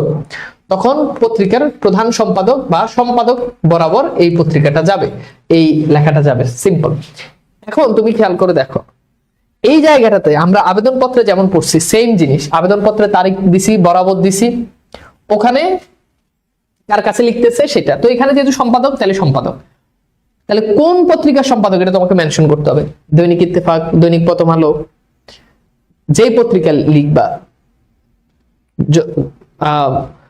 দৈনিক মানব কল্যাণ, কি কি আছে পত্রিকার নাম দিবা, এরপর এটা লোকেশনটা দিয়ে দিবা কোথায়, এরপর তুমি তোমার দিয়ে শুরু করবা জনাব। তাহলে বলতো এটুক পর্যন্ত এটা আগে পড়ছো না, এটা কি নতুন কিছু? আবেদন পত্রতে যেমন প্রতিবেদনের ক্ষেত্রেও জিনিসটা সেমই। আচ্ছা, এরপর তুমি কি করবা, তুমি তাকে অনুরোধ করবা যে তোমার লেখাটা যাতে তার পত্রিকায় প্রকাশ করে। তাহলে তুমি অনুরোধ করছো, জনাব আপনার বহুল প্রচারিত পত্রিকায় প্রকাশের জন্য দুর্নীতি মুক্ত সমাজ গড়তে চাই, এই শিরোনামে একটি প্রতিবেদন পেশ করছি। তাহলে এইবার তুমি এখানে হচ্ছে তাকে হচ্ছে তুমি অনুরোধ করতেছো যে জনাব আমার এই লেখাটা এই শিরোনামে আপনার পত্রিকায় প্রকাশ করবেন, এটা তুমি তাকে অনুরোধ করতেছো। আমি কি কথা বুঝাইতে পারছি? এটা তাকে অনুরোধ করতেছো। এরপর তোমার হেডলাইন তুমি লিখে দিবা, হেডলাইনটা কি, দুর্নীতিমুক্ত সমাজ গড়তে চাই। এখন কেন তুমি দুর্নীতিমুক্ত সমাজ গড়তে চাও, এটার রিজনটা এবার তুমি নিচে লিখবা। সেই রিজনটা তোমাকে সুন্দর করে লিখতে হবে। দুর্নীতি সকল দেশের উন্নতির প্রধান বাধা, বাংলাদেশের নানাবিধ সমস্যার মধ্যে দুর্নীতি অন্যতম প্রধান সমস্যা। দুর্নীতির কারণে দেশের অর্থ সামাজিক অবস্থা ভেঙে পড়ছে। দুর্নীতিবাজরা নিজেদের স্বার্থ হাসিলের জন্য অনেকের মৃত্যুর কোলে ফেলতে দ্বিধাবোধ করে না। দুর্নীতির কারণে ব্যক্তিগত, পারিবারিক ও সামাজিক জীবনে ভয়াবহ বিপর্যয় নেমে আসে। কেউ কেউ প্রকাশ্যে, আবার কেউ কেউ গোপনে বাড়তি উপার্জনের আশায় দুর্নীতির আশ্রয় নেয়। বর্তমানে দুর্নীতির এমন প্রকোপ দিন দিন বেড়েই চলছে। বেঁচে থাকতে মানুষ খাদ্য গ্রহণ করে, কিন্তু সেই খাদ্যে দুর্নীতিবাজরা ভেজাল মিশিয়ে মানুষের নানা ক্ষতি করে। শেষ। এবার তুমি দিলা। এখন মোস্ট অ্যাট্রাকটিভ জিনিস যেটা, সেটা হচ্ছে এরকম পয়েন্ট করে করে প্রতিবেদনে বা ইয়াতে লিখা। প্রতিবেদন 10 নম্বরের প্রতিবেদন, তুমি এমন কোনো নিয়ম নাই 1 পৃষ্ঠা লিখতে হবে, 2 পৃষ্ঠা লিখতে হবে, তুমি যতটুকু পারো ততটুকু। তুমি চাইলে এটা 3-4 পৃষ্ঠাও লিখতে পারো, কোনো সমস্যা নাই। বেশি লিখলে এখানে খুব একটা ঝামেলা নাই। এবার তুমি খেয়াল করো, এবার তুমি এখানে লিখছো যে দুর্নীতি দমনে নিম্নলিখিত ব্যবস্থাগুলো নেওয়া যেতে পারে। তাহলে উপরে তুমি কি লিখলা, যে দুর্নীতির সমস্যাটা তুমি লিখলা, একটা জিনিস, যে কোনো এরকম সমস্যা রিলেটেড জিনিস হইলে তোমাকে দুইটা জিনিস খেয়াল করতে হবে। একটা হচ্ছে তুমি সমস্যাটা মেনশন করলা, সমস্যার পরে তোমাকে সমাধানটাও লিখতে হবে, যে ওকে সমস্যা এটা, তাহলে সমাধানও তোমাকে লিখতে হবে। তাহলে এই পর্যায়ে এসে আমরা কি করলাম, আমরা সমাধানগুলো লিখলাম। সেই সমাধানগুলো কি, এক, দুর্নীতি দমন কমিশনকে স্বাধীনভাবে কাজ করতে সুযোগ দিতে হবে, বিচার বিভাগের স্বাধীনতা অক্ষুণ্ণ রাখতে হবে, দেশের আইনের শাসন প্রতিষ্ঠা করতে হবে, বাজার তদারকির ব্যবস্থা রাখতে হবে, যারা দুর্নীতির সঙ্গে কোনো না কোনো ভাবে জড়িত তাদের আইনের আওতায় আইনি শাস্তি দিতে হবে, দুর্নীতির প্রতি জনসাধারণকে সচেতন করতে হবে, হ্যাঁ, গণমাধ্যমে দুর্নীতির কুফল প্রকাশ করতে হবে, দুর্নীতিবাজদের চিহ্নিত করতে হবে, ইত্যাদি ইত্যাদি। শেষ। এরপর এন্ডিং, সর্বোপরি দুর্নীতির বিরুদ্ধে সকলকে সচেতন হতে হবে, সকলে ঐক্যবদ্ধ হয়ে দুর্নীতির বিরুদ্ধে দৃঢ় অবস্থান নিতে হবে। বিনীত নিবেদক জহির আহমেদ। এবার তুমি তোমার ঠিকানা দিয়ে দিবে, ঠিক আছে? এখানে পত্রিকার ঠিকানা সংবলিত একটা খাম আঁকতে হবে, তুমি একটা খাম আঁকবা, পত্রিকার ঠিকানা সংবলিত প্রাপক প্রেরক, যেটা তুমি দেখছো। তাহলে তুমি এই পাশে একটা প্রাপক দিবা আর প্রেরক দিবা। তাহলে প্রেরককে, প্রেরক হচ্ছে তুমি, প্রাপক হচ্ছে পত্রিকার সম্পাদক। সিম্পল। তাহলে তুমি তোমার নাম দিবা, ধরো তোমার নাম জাহিদ, তোমার কই, ধরো কোটালীপালা গোপালগঞ্জ, তুমি এটা দিলা। আর প্রাপক হচ্ছে সম্পাদক। তাহলে সম্পাদকের নাম কি? সম্পাদক নাম মানে সম্পাদক নাম তো জানো না তুমি, নাম নাই জানতে পারো সম্পাদক। তারপর হচ্ছে কোন পত্রিকা বা সম্পাদক, এরপর হচ্ছে লোকেশন দিয়ে দিবা, যে দৈনিক বাংলা মোটর ঢাকা, এটা এত। শেষ। এই কাজটাই করতে হবে, সেম অ্যাপ্লিকেশনের মতো। বলো সহজ না কঠিন? সহজ নাকি কঠিন আমাকে একটু বলো তো ভাইয়া। সহজ পারবা না কঠিন আছে বলো? এতটুকু পর্যন্ত কি খুব একটা মানে ঝামেলার মনে হয়েছে? কোনো কিছু, কোনো ঝামেলা আছে? খুবই সিম্পল, জাস্ট আবেদনপত্রের মতো, আবেদনপত্রের মতো। ঠিক আছে, কি পারবা কিনা বলো? চলো আমরা এরপরে আরেকটা দেখি। আচ্ছা গেল। এইবার এখানে খেয়াল করো, এই এই এই এই 3 নাম্বারটা একটু খেয়াল করো। 3 নাম্বারটা তোমাদেরকে একটু বুঝাই। দেখো এই প্রতিবেদনে এখানে বলছে বৃক্ষরোপণ অভিযান সম্পর্কে একটি প্রতিবেদন রচনা করো, অথবা বৃক্ষরোপণ গুরুত্ব দিয়ে একটি প্রতিবেদন রচনা করো। বলো তো এইখানে কি বলছে, কার কাছে? আগেরটাতে বলছে পত্রিকায়। আচ্ছা এইখানে বলছে পত্রিকার কথা মেনশন করছে? বলো।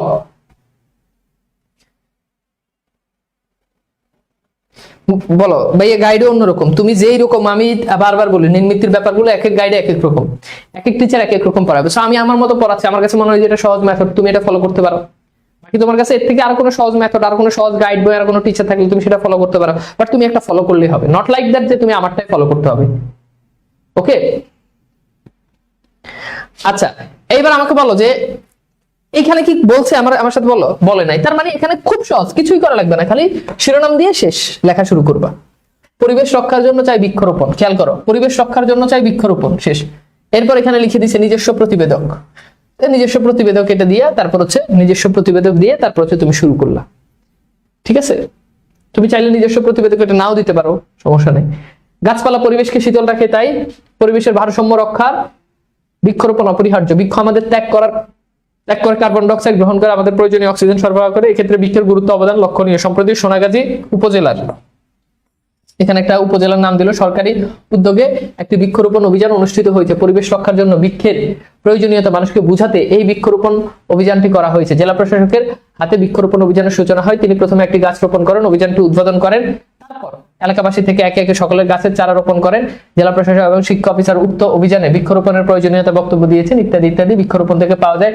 এরপর তুমি তোমার মতো দিয়ে, এরপর হচ্ছে কি প্রতিবেদক, তো তুমি আবার আগের মতো তুমি তো নাম দিয়ে দিবা, তোমার প্রতিবেদক লিখে, যে প্রতিবেদনটা লিখছে তার নাম, তার ঠিকানা, শেষ। একদম সহজ, ঠিক আছে, একদম সহজ। এরপর দেখো বলছে যে তোমার এলাকায় সম্প্রতি অনুষ্ঠিত বইমেলা সম্পর্কে একটি প্রতিবেদন লিখে। এখানেও বলে নাই জেলা প্রশাসকের নিকট প্রতিবেদন লিখো, পত্রিকায় প্রতিবেদন, কিছুই বলে নাই। তুমি যে সিম্পল, তুমি এই যে জ্ঞান সমৃদ্ধি ও বইমেলা, ঠিক আছে, জ্ঞান সমৃদ্ধি ও বইমেলা, এটা দিয়ে তারপর হচ্ছে তুমি নিজস্ব প্রতিবেদক লিখে তুমি তোমার মতো লিখে যাবা, শেষ।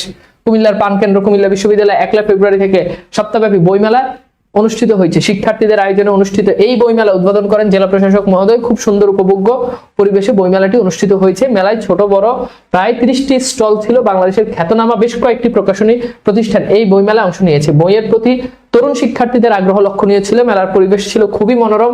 এই মেলায় অনেক নতুন নতুন লেখকদের তাদের দিবা, তারপর হচ্ছে তুমি তোমার মতো করে জিনিসটা শেষ করে দিবা। খুবই সহজ, খুবই সহজ। এই যে এরপর হচ্ছে তুমি প্রতিবেদক শেষ। আমি কি বুঝাইতে পারছি? আমি কি বুঝাইতে পারছি? আমি কি বুঝাইতে পারছি তোমাদেরকে? কি সহজ না? এইবার খেয়াল করো, এই 6 নাম্বার প্রতিবেদনটা খেয়াল করো, বুঝছো? এবার 6 নাম্বারটা খেয়াল করো। তোমার কলেজে নজরুল জয়ন্তী উদযাপনের উপর একটা প্রতিবেদন লিখ। আচ্ছা, এখন যেহেতু কলেজ বলছে, তাহলে কলেজের প্রতিবেদন কার কাছে লিখতে হবে বলো? এবার কিন্তু বলছে, এবার কলেজ আছে।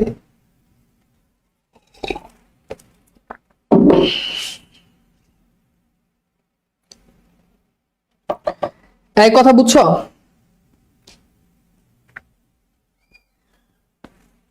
এবার বলছে, তাহলে খুব সিম্পল, আগের মতো তারিখ বরাবর এবার লিখবো অধ্যক্ষ আইডিয়াল কলেজ ঢাকা। বিষয় কি? আবেদনপত্রের মতো নজরুল জয়ন্তী উদযাপনের উপর প্রতিবেদন। ঠিক আছে? জনাব, সম্প্রতি আমি আইডিয়াল কলেজ উদযাপিত নজরুল জীবন আদেশপ্রাপ্ত হয়েছে, অর্থাৎ জয়ন্তী সম্পর্কে আদেশপ্রাপ্ত হয়েছে, নিম্নলিখিত প্রতিবেদনটি পেশ করছে। এরপর তুমি তোমার প্রতিবেদন এখানে চাইলে তুমি একটা হেডলাইনও দিতে পারো, আমাদের এখানে হেডলাইন দেয় নাই, সমস্যা নেই। এরপরে যে নজরুল জয়ন্তী কিভাবে উদযাপন করা হলো সেটা তোমাকে লিখতে হবে। গত 25শে মে 2023 তারিখে আমাদের কলেজে 123তম নজরুল জয়ন্তী উদযাপিত হয়েছে। অনুষ্ঠানটি দুটি পর্বে বিভক্ত ছিল। প্রথম পর্বে আলোচনা অনুষ্ঠান, দ্বিতীয় পর্বে সংস্কৃতি অনুষ্ঠান। আলোচনা পর্বে অনুষ্ঠিত হয় সকাল 9টা থেকে। অনুষ্ঠানের প্রধান অতিথি ছিলেন আমাদের সম্মানিত সভাপতি। অনুষ্ঠানে সভাপতিত্ব করেন কলেজের সম্মানিত অধ্যক্ষ মহোদয়। প্রধান অতিথি, বিশেষ অতিথি, সভাপতি সকলে কাজী নজরুল ইসলামের জীবন এবং সাহিত্যকর্মের উপর গুরুত্বপূর্ণ বক্তব্য প্রদান করেন। কবির জীবনের উপর বক্তব্যের মাধ্যমে অনুষ্ঠানের প্রথম পর্বের সমাপ্তি ঘটে। অনুষ্ঠানের দ্বিতীয় পর্ব শুরু হয় বিকাল 3টায়। দ্বিতীয় পর্ব ছিল নজরুলের লিখিত কবিতা আবৃত্তি, নজরুলের গীতি, দেশাত্মবোধক গানের প্রতিযোগিতা, এরপর দিয়ে এরপর হচ্ছে শেষ আবার প্রতিবেদক। এরপর তুমি তোমার নাম, তোমার শ্রেণী, এরপর এখানে চাইলে তারিখ দিয়ে দিতে পারো, না দিলেও সমস্যা নাই। এরপর তুমি এখানে একটা খাম লিখে দিবা। তো যেহেতু তোমাকে এটা প্রিন্সিপাল বরাবর পাঠাতে হবে, এখন প্রাপক প্রেরক, এখন প্রাপক যে হবে, প্রাপকটা হবে প্রিন্সিপাল আর প্রেরকটা হবে তুমি। শেষ। এর থেকে সহজ আর কিছু আছে? পারবা না? প্রতিবেদন, আবেদন, জাস্ট লাইক আবেদনপত্র, জাস্ট লাইক আবেদনপত্র, বুঝছো? তাহলে যদি আমাদেরকে বলে, তাহলে কলেজের ক্ষেত্রে বললে আমরা কলেজের ক্ষেত্রে এটা দিতে পারি, আর যদি না বলে তাহলে সেক্ষেত্রে আমরা হচ্ছে এই জিনিসগুলো আমরা হচ্ছে ইয়ে করে দিতে পারি। মানে এটা এমন না যে এটা আমাকে লিখতে হবে, অনেকগুলো আমরা এরকম বরাবর দিয়ে লিখতে পারি, আবার বরাবর ছাড়াও লিখতে পারি, বুঝছো? আচ্ছা,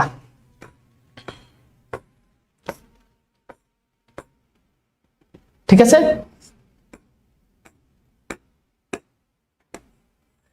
বুঝছো কিনা বলো?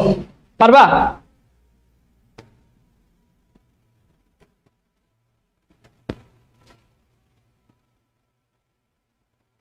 পারবা বলো ভাইয়া? চলো এবার আসলে আমরা একটু ভাব সম্প্রসারণে দিব, ভাব সম্প্রসারণে যাব। হ্যাঁ, আচ্ছা, এখন ভাব সম্প্রসারণে গেলে খেয়াল করো, ভাব সম্প্রসারণ মানে কি? ভাব সম্প্রসারণ মানে হচ্ছে তোমাকে একটা বড় একটা লাইন দিবে, একটা লাইন তোমাকে অনেকভাবে সামারাইজ করতে হবে, সামারি করতে হবে। আচ্ছা, এখন খেয়াল করো, আমার দিকে তাকাও। ধরো এখানে একটা লাইন দিছে, তোমাকে এরকম একটা লাইন দিবে। লাইনে বলছে পাপীকে নয় পাপকে ঘৃণা করো। এই লাইনে যতভাবে, এই লাইনকে যতভাবে ব্যাখ্যা করা যায়, যতভাবে বিশ্লেষণ করা যায়, যতভাবে যা করা যায় সবকিছু তোমার করতে হবে। মনে রাখবা, আমাদের আমরা যখন প্রসঙ্গ, যখন ভাব সম্প্রসারণ, তখন ডেফিনেটলি আমাদেরকে অবশ্যই দুইটা পয়েন্টে আমাদেরকে কাজ শেষ করতে হবে। দুইটা পয়েন্ট। প্রথম পয়েন্টটা হচ্ছে মূল ভাব লিখতে হবে, এরপর হচ্ছে সম্প্রসারিত ভাব।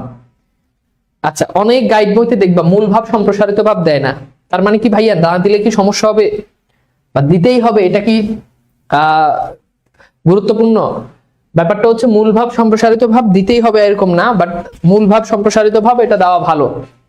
তোমরা অবশ্যই এটা দিবা, এটা দিলে পয়েন্ট আকারে থাকলে জিনিসটা দেখতে অনেক সুবিধা হয়। আচ্ছা, প্রথম কথা হচ্ছে মূল ভাবে কি হবে? মূল ভাবে সর্বোচ্চ 2 লাইনের ভিতরে মূল কথা লিখতে হবে। 2 লাইনে মূল কথা। কি বলছি বলো? মূল ভাবে কি হবে? 2 লাইনে মূল কথা আসবে।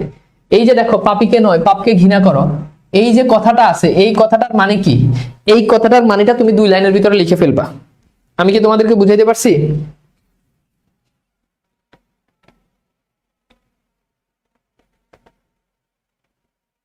বুঝছো? আচ্ছা, তোমরা এই যে নিজস্ব প্রতিবেদন, এই সেই এত প্রতিবেদনের এত ক্লাসিফিকেশন তোমার জানা লাগবে না। তুমি প্রতিবেদন কেমনে লিখবে ওই ফরম্যাটটা বুঝতে পারছো, শেষ। যত গভীরে যাবা তত এই ঝামেলা হবে। আচ্ছা, এবার খেয়াল করো, তাহলে মূল ভাব 2 লাইনের ভিতরে আমার মূল কথা লিখে ফেলতে হবে। সম্প্রসারিত ভাবে হচ্ছে তুমি ডিটেলস লিখবা। তাহলে বিস্তারিত কিন্তু মূল ভাবে লিখবা না, বিস্তারিত লিখবা সম্প্রসারিত ভাবে। চলো আমরা একটুখানি দেখি। যেমন খেয়াল করো, পাপী হয়ে কেউ পৃথিবীতে জন্মায় না, তাহলে পাপীকে নয় পাপকে ঘৃণা করো। পাপী হয়ে পৃথিবীতে কেউ জন্মায় না। প্রতিকূল পরিবেশে অনেক সময় পাপ মানুষকে কুলুষিত করে তোলে, তাই পাপীকে দোষী সাব্যস্ত করা উচিত নয়, কেননা পাপী ইচ্ছা করে পাপী হয় না, তাই পাপীকে নয় পাপকে ঘৃণা করো। শেষ, মূল কথা লিখে দিলে। এবার সম্প্রসারিত ভাবে গিয়ে তুমি তোমার মতো করে লিখতে পারো। দেখো সম্প্রসারিত ভাবে, মানুষ পৃথিবীতে সুখে শান্তিতে বাঁচতে চায়, কিন্তু সবসময় সৎপথে জীবন পরিচালনা করা তার পক্ষে সম্ভব হয়ে ওঠে না। ভাগ্যের নির্মম পরিহাসের কারণ হয়ে মানুষ অনিচ্ছা সত্ত্বেও অসৎ পন্থা বেছে নেয়, ফলে মানুষ নানা রকম খারাপ কাজে জড়িয়ে পড়ে। আবার অনেক সময় দেখা যায় অনেকে নিজেকে নিয়ন্ত্রণ করার ক্ষমতা রাখে খারাপ কাজে জড়িয়ে পড়ে, তখন তার পরিচয় হয়ে ওঠে পাপী হিসেবে। কিন্তু কোনো মানুষই জন্মগতভাবে পাপী হয়ে থাকে না। প্রতিকূল পরিবেশে অনেক সময় পাপী হওয়ার কারণ হয়ে দাঁড়ায়। প্রতিকূল পরিবেশে নেতিবাচক দিক, অভিভাবকদের সঠিক শাসন অভাব অনেক সময় মানুষকে পাপের দিকে নিয়ে যায়।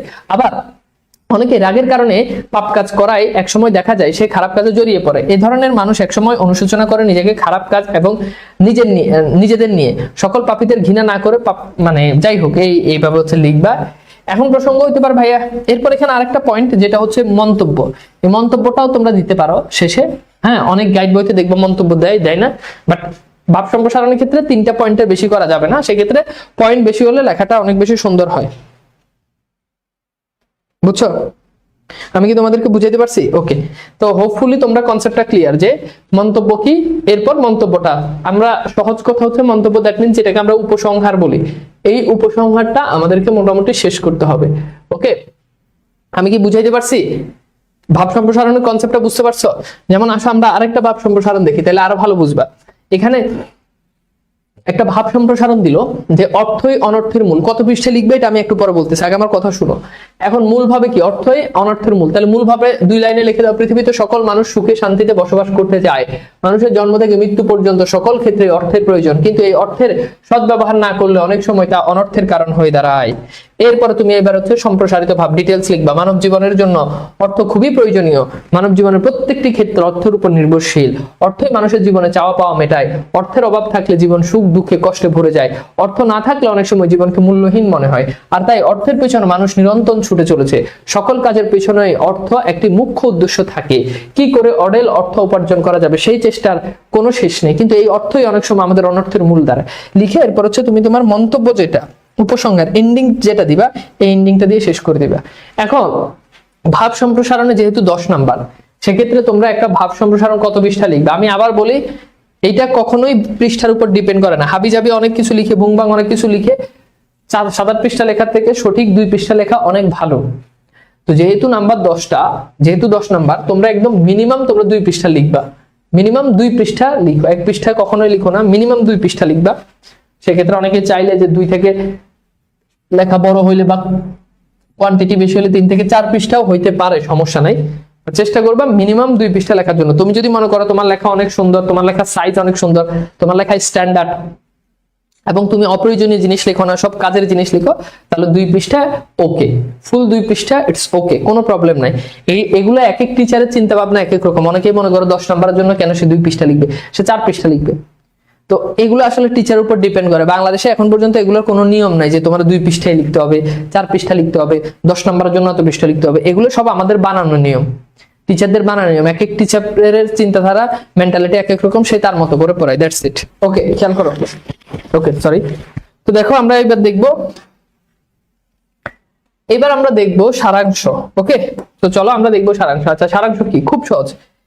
এটা হচ্ছে কাঁচা নাম্বার, মানে সারাংশ সারমর্মতে স্পেশালি সারাংশ কাঁচা, একদম যেটা সারাংশ সারমর্মতে কাঁচা নাম্বার, মানে না লিখে নাম্বার পাওয়ার সিস্টেম। না লিখে নাম্বার পাওয়ার সিস্টেম আমি তোমাদেরকে শিখাই দিব, শিখাবো। বলো, না লিখে নাম্বার পাওয়ার সিস্টেম শিখাবো কিনা? শিখাবো। খুবই সহজ। সারাংশতে কি হবে?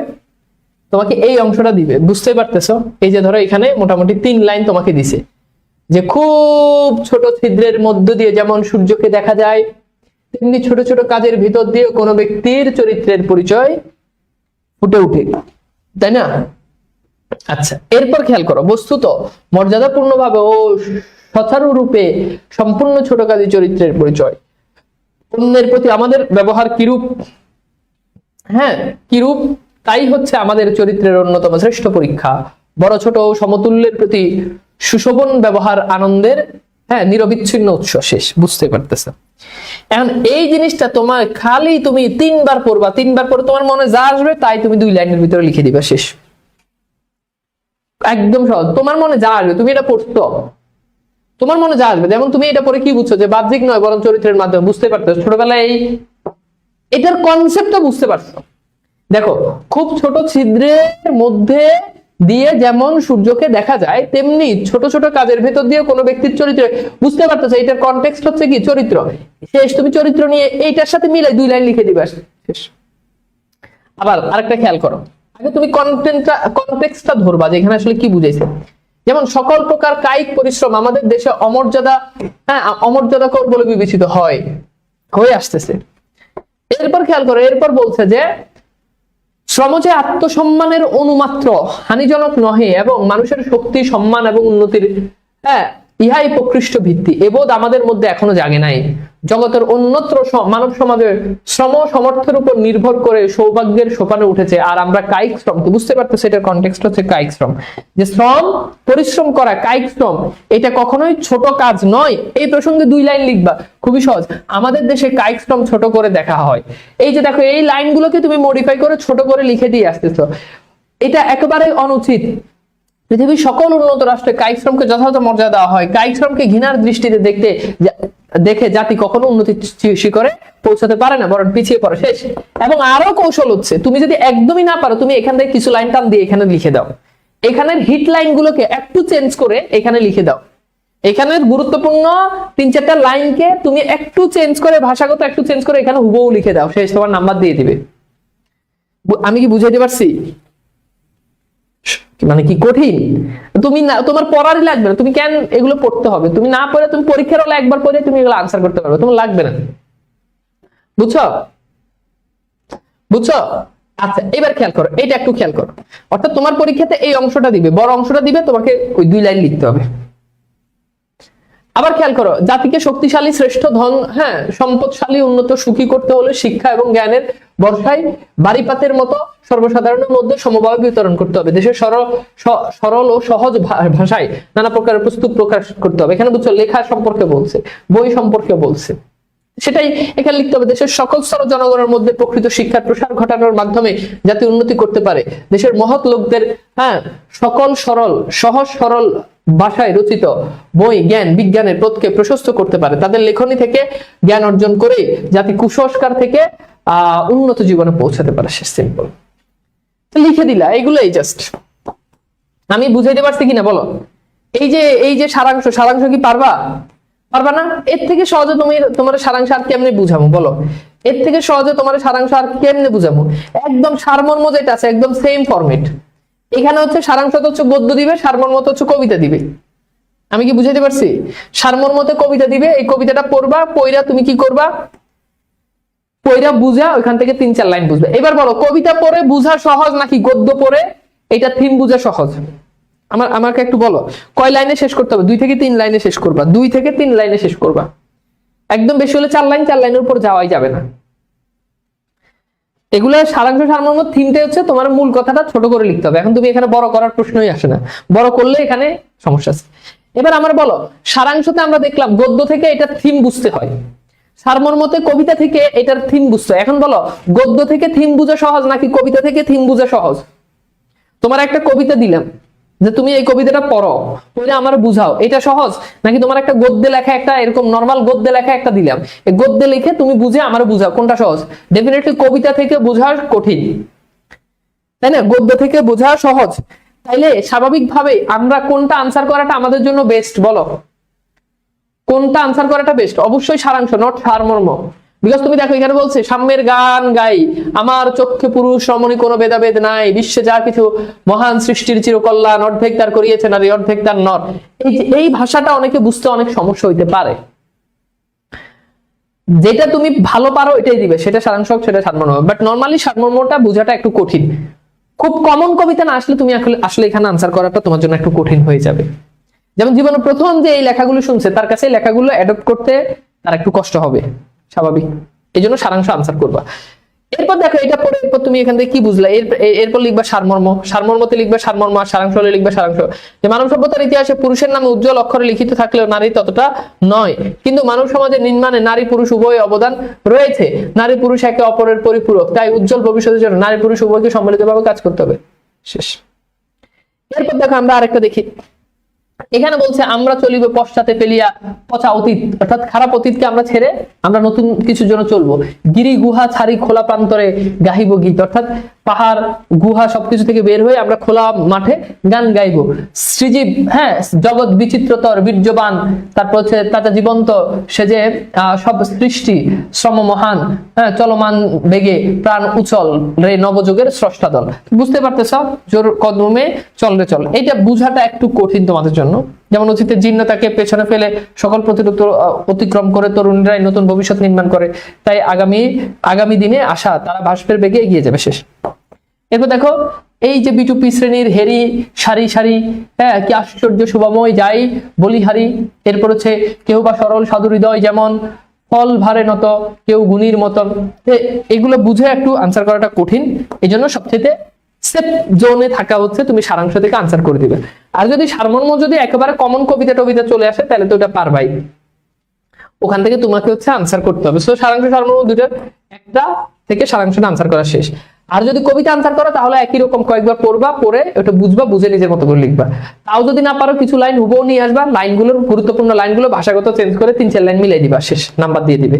এগুলো মানে 100% নাম্বার দিবে, এবং এখানে কোনো জটিলতা নাই, মানে কোনো ঝামেলা নাই, বুঝছো? আচ্ছা, এরপর হচ্ছে খুদে গল্প। এটা আসলে কোনো নিয়ম নাই, তুমি তোমার মতো করে গল্পে লিখবা, যে কোনো একটা গল্প। যেমন খেয়াল করো, এখানে বলছে যে হঠাৎ মেঘে ঢাকা সূর্য শিরোনামে একটা গল্প, তাহলে হঠাৎ মেঘে ঢাকা সূর্য। ছোট গল্প লিখো না, আমাদের পাঠ্য বই, তোমাদের পাঠ্য বইতে ছোট গল্প আছে না, হাসি বেশি আছে না, আছে কিনা, বিলাসী, এগুলো কিন্তু ছোট গল্প। তোমার এত বড় ছোট গল্প লিখতে হবে না, বাট তুমি তোমার মতো করে যে কোনো একটা, এই গল্পে হঠাৎ মেঘে ঢাকা সূর্য তোমার কিন্তু বলেই দিছে। এখন এই নামের সাথে মিল রেখে, ধরো এই নামে তুমি একটা কবিতা লিখবে, হঠাৎ মেঘে ঢাকা সূর্য, এটার সাথে তুমি সামঞ্জস্য মিলে তুমি একটা কবিতা লিখতে পারো। এখন এই কবিতাটা যেহেতু ছোট গল্প, যেহেতু ক্ষুদে গল্প, তো ক্ষুদে গল্প লিখতে গেলে মোটামুটি ভালোই তোমার একেবারে মিনিমাম 2 পৃষ্ঠার আগে আসলে ক্ষুদে গল্প শেষ করা যায় না। যেহেতু একটা গল্প, এখানে অনেক কাহিনী থাকবে, অনেক বুজুং বাজুং থাকবে, সেটা একটু কঠিন আছে, এখানে একটু সময় লাগবে বেশি। এরপর এখানে বলছে ধরাতলে নরাধম, এরকম অনেকগুলো গল্প তোমার আসতে পারে। যেমন খেয়াল করো, আমার ছেলেবেলা কেটেছে গ্রামে, যৌথ পরিবারের সঙ্গে, বাড়ি ভর্তি মাঠ ভর্তি ছেলে মেয়ের হই হুল্লোড়, খেলাধুলা ইত্যাদি ইত্যাদি। এগুলো পড়বা, মানে এগুলো গল্পগুলো পড়ে তোমার কাছে ইয়ে লাগবে। এরপর হচ্ছে মাদকের ছোবল, তোমাকে বলেই দিছে মাদকের ছোবল। তো মাদকের ছোবলে তুমি একটা ঘটনা, তুমি নিজেও মাদক খাইতে পারো, বাট তুমি তো এখানে সেটা বললে হবে না। তোমার বন্ধুর একটা মাদক খাওয়ার ঘটনা, এবং তুমি তাকে, হ্যাঁ, বীরের মতো গিয়ে তাকে মাদক থেকে উদ্ধার করছো, সে এখন মাদক খায় না, এরকম একটা ঘটনা লিখে শেষ করে দিবা। কি পারবা না? পারবা। মানে তোমাকে ওই কবিতার মানে ক্ষুদে গল্পের নামের সাথে এরপর হচ্ছে কি সন্তানের স্নেহ, তুমি একটা নিজের মতো একটা গল্প বানাবে, যে এক মা তার সন্তানের জন্য এটা করলো, সন্তানের প্রতি স্নেহ, এই নামের কনটেক্সটের সাথে মিল রেখে তুমি একটা ক্ষুদে গল্প লিখে দিবা। গল্প তো সবাই বানাইতে পারো, গল্প বানাইতে পারো না? স্যার ভালো করে লিখলে 10 নম্বর দিবে, তো দিতেও পারে, বাট ভালো করে লিখলে অন্তত 8 তো দিবে, 8-9 তো দিবে। খুব ভালো হইলে তো 10 না দেখ 8-9 তো দিবে। তো ক্ষুদে গল্প আমি বলবো যে এটা মোটামুটি পড়ার মতো কিছু নাই, এখানে গল্প এগুলো কমন আসবে না, এগুলো কমন আসার মতো জিনিসও না, বাট একটু ভালো করে পড়লে মোটামুটি তোমরা এগুলো পারবা হোপফুলি, মানে একটা ইয়ের সাথে মিল রেখে তুমি পারবা। সংলাপ, আল্লাহ, এটা তো খুবই সহজ। সংলাপ কি বলো? ওই যে বললাম, খালি কথা কইবা, তোমার টপিক দিয়ে দিবে, তুমি খালি কথা কইবা। তোমার বললো যে বই পড়া গুরুত্ব নিয়ে 2 বন্ধুর মধ্যে সংলাপ লিখো, তুমি লিখে দিলা। তুমি এই যে এখানে 2টা ক্যারেক্টার নিলে, আরিফ কেমন আছো বন্ধু? ভালো আছি, তুমি কেমন আছো? তারপর ধরো আরেকটা নাম নিলে রাজীব, রাজীব বললো আলহামদুলিল্লাহ বন্ধু আমিও ভালো আছি, তুমি কেমন আছো? এরপর আবার আরিফ বললো হ্যাঁ ভালো আছি। তারপর রাজীব আবার বললো হ্যাঁ বন্ধু তোমাকে তো দেখা যায় না, ইদানিং তুমি মনে হয় খুব ব্যস্ত। তারপর আবার বললো, আরিফ বললো না ব্যস্ত না, আমি এখন এই অবসর সময়টা আমি বাসায় বই পড়ে কাটাচ্ছি। এরপর রাজীব আবার বললো ও খুবই ভালো, তো কি কি বই পড়েছো, এখন কোন বইটি পড়তেছো? তারপর সে বললো হ্যাঁ আমি এখন এই বইটি পড়েছি, আমি গত 15 দিনে, মানে এই কথাবার্তাগুলো আমি গত 15 দিনে প্রায় 20টার মতো বই পড়েছি, এখন আমি যে বইটি পড়তেছি সেটা হচ্ছে রবীন্দ্রনাথ ঠাকুরের গীতাঞ্জলি, ঠিক আছে। তারপরে এরপর বললো হ্যাঁ বই পড়া খুবই ভালো, বই পড়লে অনেক কিছু জানা যায়, নিজের মধ্যে অনেক কিছু অনুধাবন করা যায়, এবং বই পড়লে বইয়ের জগতের মধ্যে ঢুকে গেলে তুমি নিজেকে অনেক নতুন ভাবে আবিষ্কার করতে পারবে। তারপরে বলবে হ্যাঁ বন্ধু ঠিক বলেছো, এই 15 দিন আমি বই পড়ে অনেক কিছু জানতে পেরেছি, বিশেষ করে বিভিন্ন সাইন্টিফিক বইগুলো পড়ে আমি মহাকাশ সম্পর্কে জানতে পেরেছি, জানতে পারবে ব্লা ব্লা। এগুলো পারবা, এইসব বানাই লেখা এগুলোতে তোমরা আরো ভালো এক্সপার্ট। এরপর দেখো, এরপর আরেকটা বলছে যে গ্রীষ্মের ছুটিতে বেড়াতে যাওয়ার পরিকল্পনা নিয়ে দিবে। তো গ্রীষ্মের ছুটিতে গ্রামে বেড়াইতে যাবো, এটা নিয়ে কার কি পরিকল্পনা, তো লিখবা, আবার ক্যারেক্টার বানাবা, ঠিক আছে। যে ধরো নাম দিলে জাফর, তো জাফর বললো যে ঈদের গ্রামে, মানে প্রথমে ফরমালি কি অবস্থা কেমন আছে ওই সেই, তারপর গ্রামে ঈদের গ্রামের বাড়িতে পরিকল্পনা, তারপর হচ্ছে পরিকল্পনা হচ্ছে, তারপর একজন বলবে হ্যাঁ আমাদের এত তারিখে বন্ধ দিবে, 15 তারিখে আমাদের বন্ধ দিবে, 16 তারিখ সকালে আমরা ট্রেনে গ্রামে যাব, গ্রাম থেকে সরাসরি আমার দাদুর বাড়িতে যাব, তারপর দাদুর বাড়িতে গিয়ে এটা করব। তারপর আরেকজন প্রশ্ন করবে তুমি কি করবা, তারপর সে বলবে আমি এটা করব, গ্রামে যাব, আমাদের গ্রামে মেলা হচ্ছে, মেলাতে গিয়ে একদিন ঘুরবো, একদিন ঘোরার পরে মামার বাসায় যাব। এই যে দুজনের যে প্ল্যানিং, যে পরিকল্পনা, এগুলো এখানে লিখে দিবা। এগুলো তোমাদেরকে আসলে পড়াইতে আমার খুবই লজ্জা লাগে, এগুলো কি পড়ানোর জিনিস বলো। বাল্য বিবাহ প্রতিরোধে, হ্যাঁ আসসালামু আলাইকুম, হ্যাঁ তারপর যে সংলাপ লিখো আসসালামু আলাইকুম স্যার। এবার সারা শিক্ষকের ভিতরে, এখানে তুমি বন্ধুর মধ্যে, এখানে তো তোমার বলে না যে দুই বন্ধুর মধ্যে, বাপ মায়ের মধ্যে, তুমি এখানে বাপ মায়ের মধ্যেও বানাইতে পারো সংলাপ, শিক্ষক ছাত্রের মধ্যে বানাইতে পারো, বন্ধুর মধ্যে বানাইতে পারো, তোমার ইচ্ছা। তাহলে বাল্য বিবাহ, স্যার কেমন আছেন, ভালো আছি স্যার, আপনি কেমন আছেন, ভালো আছি। তুমি বাল্য বিবাহ সম্পর্কে কি জানো, বাল্য বিবাহ কাকে বলে? জি স্যার, নির্ধারিত বয়স হওয়ার পূর্বে অপরিণত বয়সে কোনো মেয়েকে বিয়ে দেওয়াই বাল্য বিবাহ। শিক্ষক সুন্দর বলেছে, বাল্য বিবাহের কারণে সমাজে নানা রকম সমস্যা হচ্ছে, ঠিক আছে। এরপর আবার বলো, শিক্ষার্থী বলো সমস্যাগুলো কি কি স্যার। এরপর বলো অপরিণত বয়সে বিয়ে ধরুন একটি মেয়ের উপর দায়িত্বের বোঝা হয়ে যায়, অপ্রস্তুত অবস্থায় তার সব দায়িত্ব মানসিকভাবে ভেঙে পড়ে সংসার শেষ। এরপর দেখো এইচএসসি পরীক্ষা পাশের পর ভবিষ্যৎ পরিকল্পনা। এইচএসসি পরীক্ষার পাশের পর হে বন্ধু কেমন আছো, ভালো আছি, তুই কেমন আছো। এইচএসসি পরীক্ষার পর তোমার প্ল্যানিং কি? আমার প্ল্যানিং হচ্ছে আমি এইচএসসি পরীক্ষার পর কি করব, ঘুরতে যাব, বুঝছো। তারপর আরেকজন বলবো যে না আমি এসএসসি পরীক্ষার পর বিশ্ববিদ্যালয় ভর্তির জন্য প্রস্তুতি নিব, আরেকজন বলবে না আমি আইএলটিএস এর জন্য প্রস্তুতি নিব। তুমি তোমার মতো করে সাজাবে, এক বন্ধু বিশ্ববিদ্যালয় ভর্তির জন্য প্রস্তুতি নিচ্ছে, আরেক বন্ধু হয়তো আইএলটিএস এর জন্য প্রস্তুতি নিচ্ছে। অথবা তুমি এটা দিয়ে সাজাইতে পারো যে এক বন্ধু বিশ্ববিদ্যালয় ভর্তির জন্য প্রস্তুতি নিচ্ছে, আরেক বন্ধু ঘোরার প্রস্তুতি নিচ্ছে, 3 মাস সে ট্যুর দিবে, কক্সবাজার, সেন্ট মার্টিন, খাগড়াছড়ি, বান্দরবন। কথা কি বুঝতে পারছি? এইভাবে তুমি তোমার মতো করে সাজাবা। যেমন এখানে খুব সুন্দর করে জিনিসগুলো দেওয়া আছে যে ভালো কোন বিশ্ববিদ্যালয় অনার্সে ভর্তি হবে, নতুন দেশের বাইরে নাকি দেশের বাইরে উচ্চশিক্ষার জন্য চলে যাবে। এরপর শাওন বলল তো তোর বাইরে যাওয়ার সেই সুযোগ আছে, আমার তো নেই, আর দরকার হবে না, তুই যেভাবে পড়ছিস সেভাবে পরিশ্রম করে পড়লে দেশের সেরা পাবলিক বিশ্ববিদ্যালয়ে চান্স পাবে। এরপর শাওন বলল সেটা তো অনিশ্চিত বন্ধু, তুই দেশের বাইরে গেলে কোন বিষয়ে পড়বি। রাকিব বলল আমার ইচ্ছা ফিজিক্স নিয়ে পড়ার। এরপর শাওন বলল আমার ইচ্ছা কম্পিউটার সায়েন্স এবং ইঞ্জিনিয়ারিং নিয়ে পড়বো, তবে সবসময় তো মনে মতো বিশ্ববিদ্যালয় পাওয়া যায় না, সেক্ষেত্রে যেটা পাবো সেটা নিয়েই পড়বো। মানে তুমি তোমার বন্ধুর সাথে এটা নিয়ে যেমনি কথা কও অমনি লিখে দিবা। এগুলো পড়লে, এগুলো যদি কেউ পড়া যদি পরীক্ষা দিতে যায়, ওরে গাড়ানো দরকার, বুঝছো। থার্ড প্রায় ওরে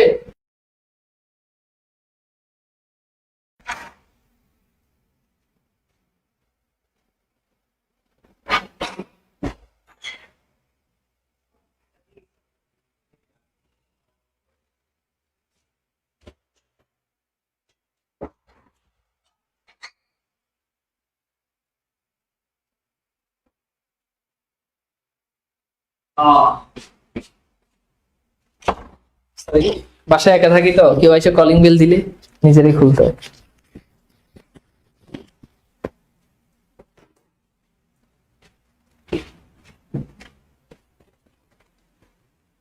হ্যালো হ্যালো,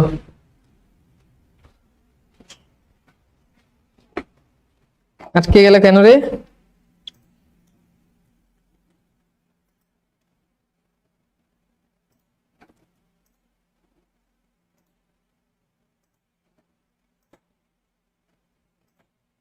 ওকে এখন ঠিক আছে, দেখো তো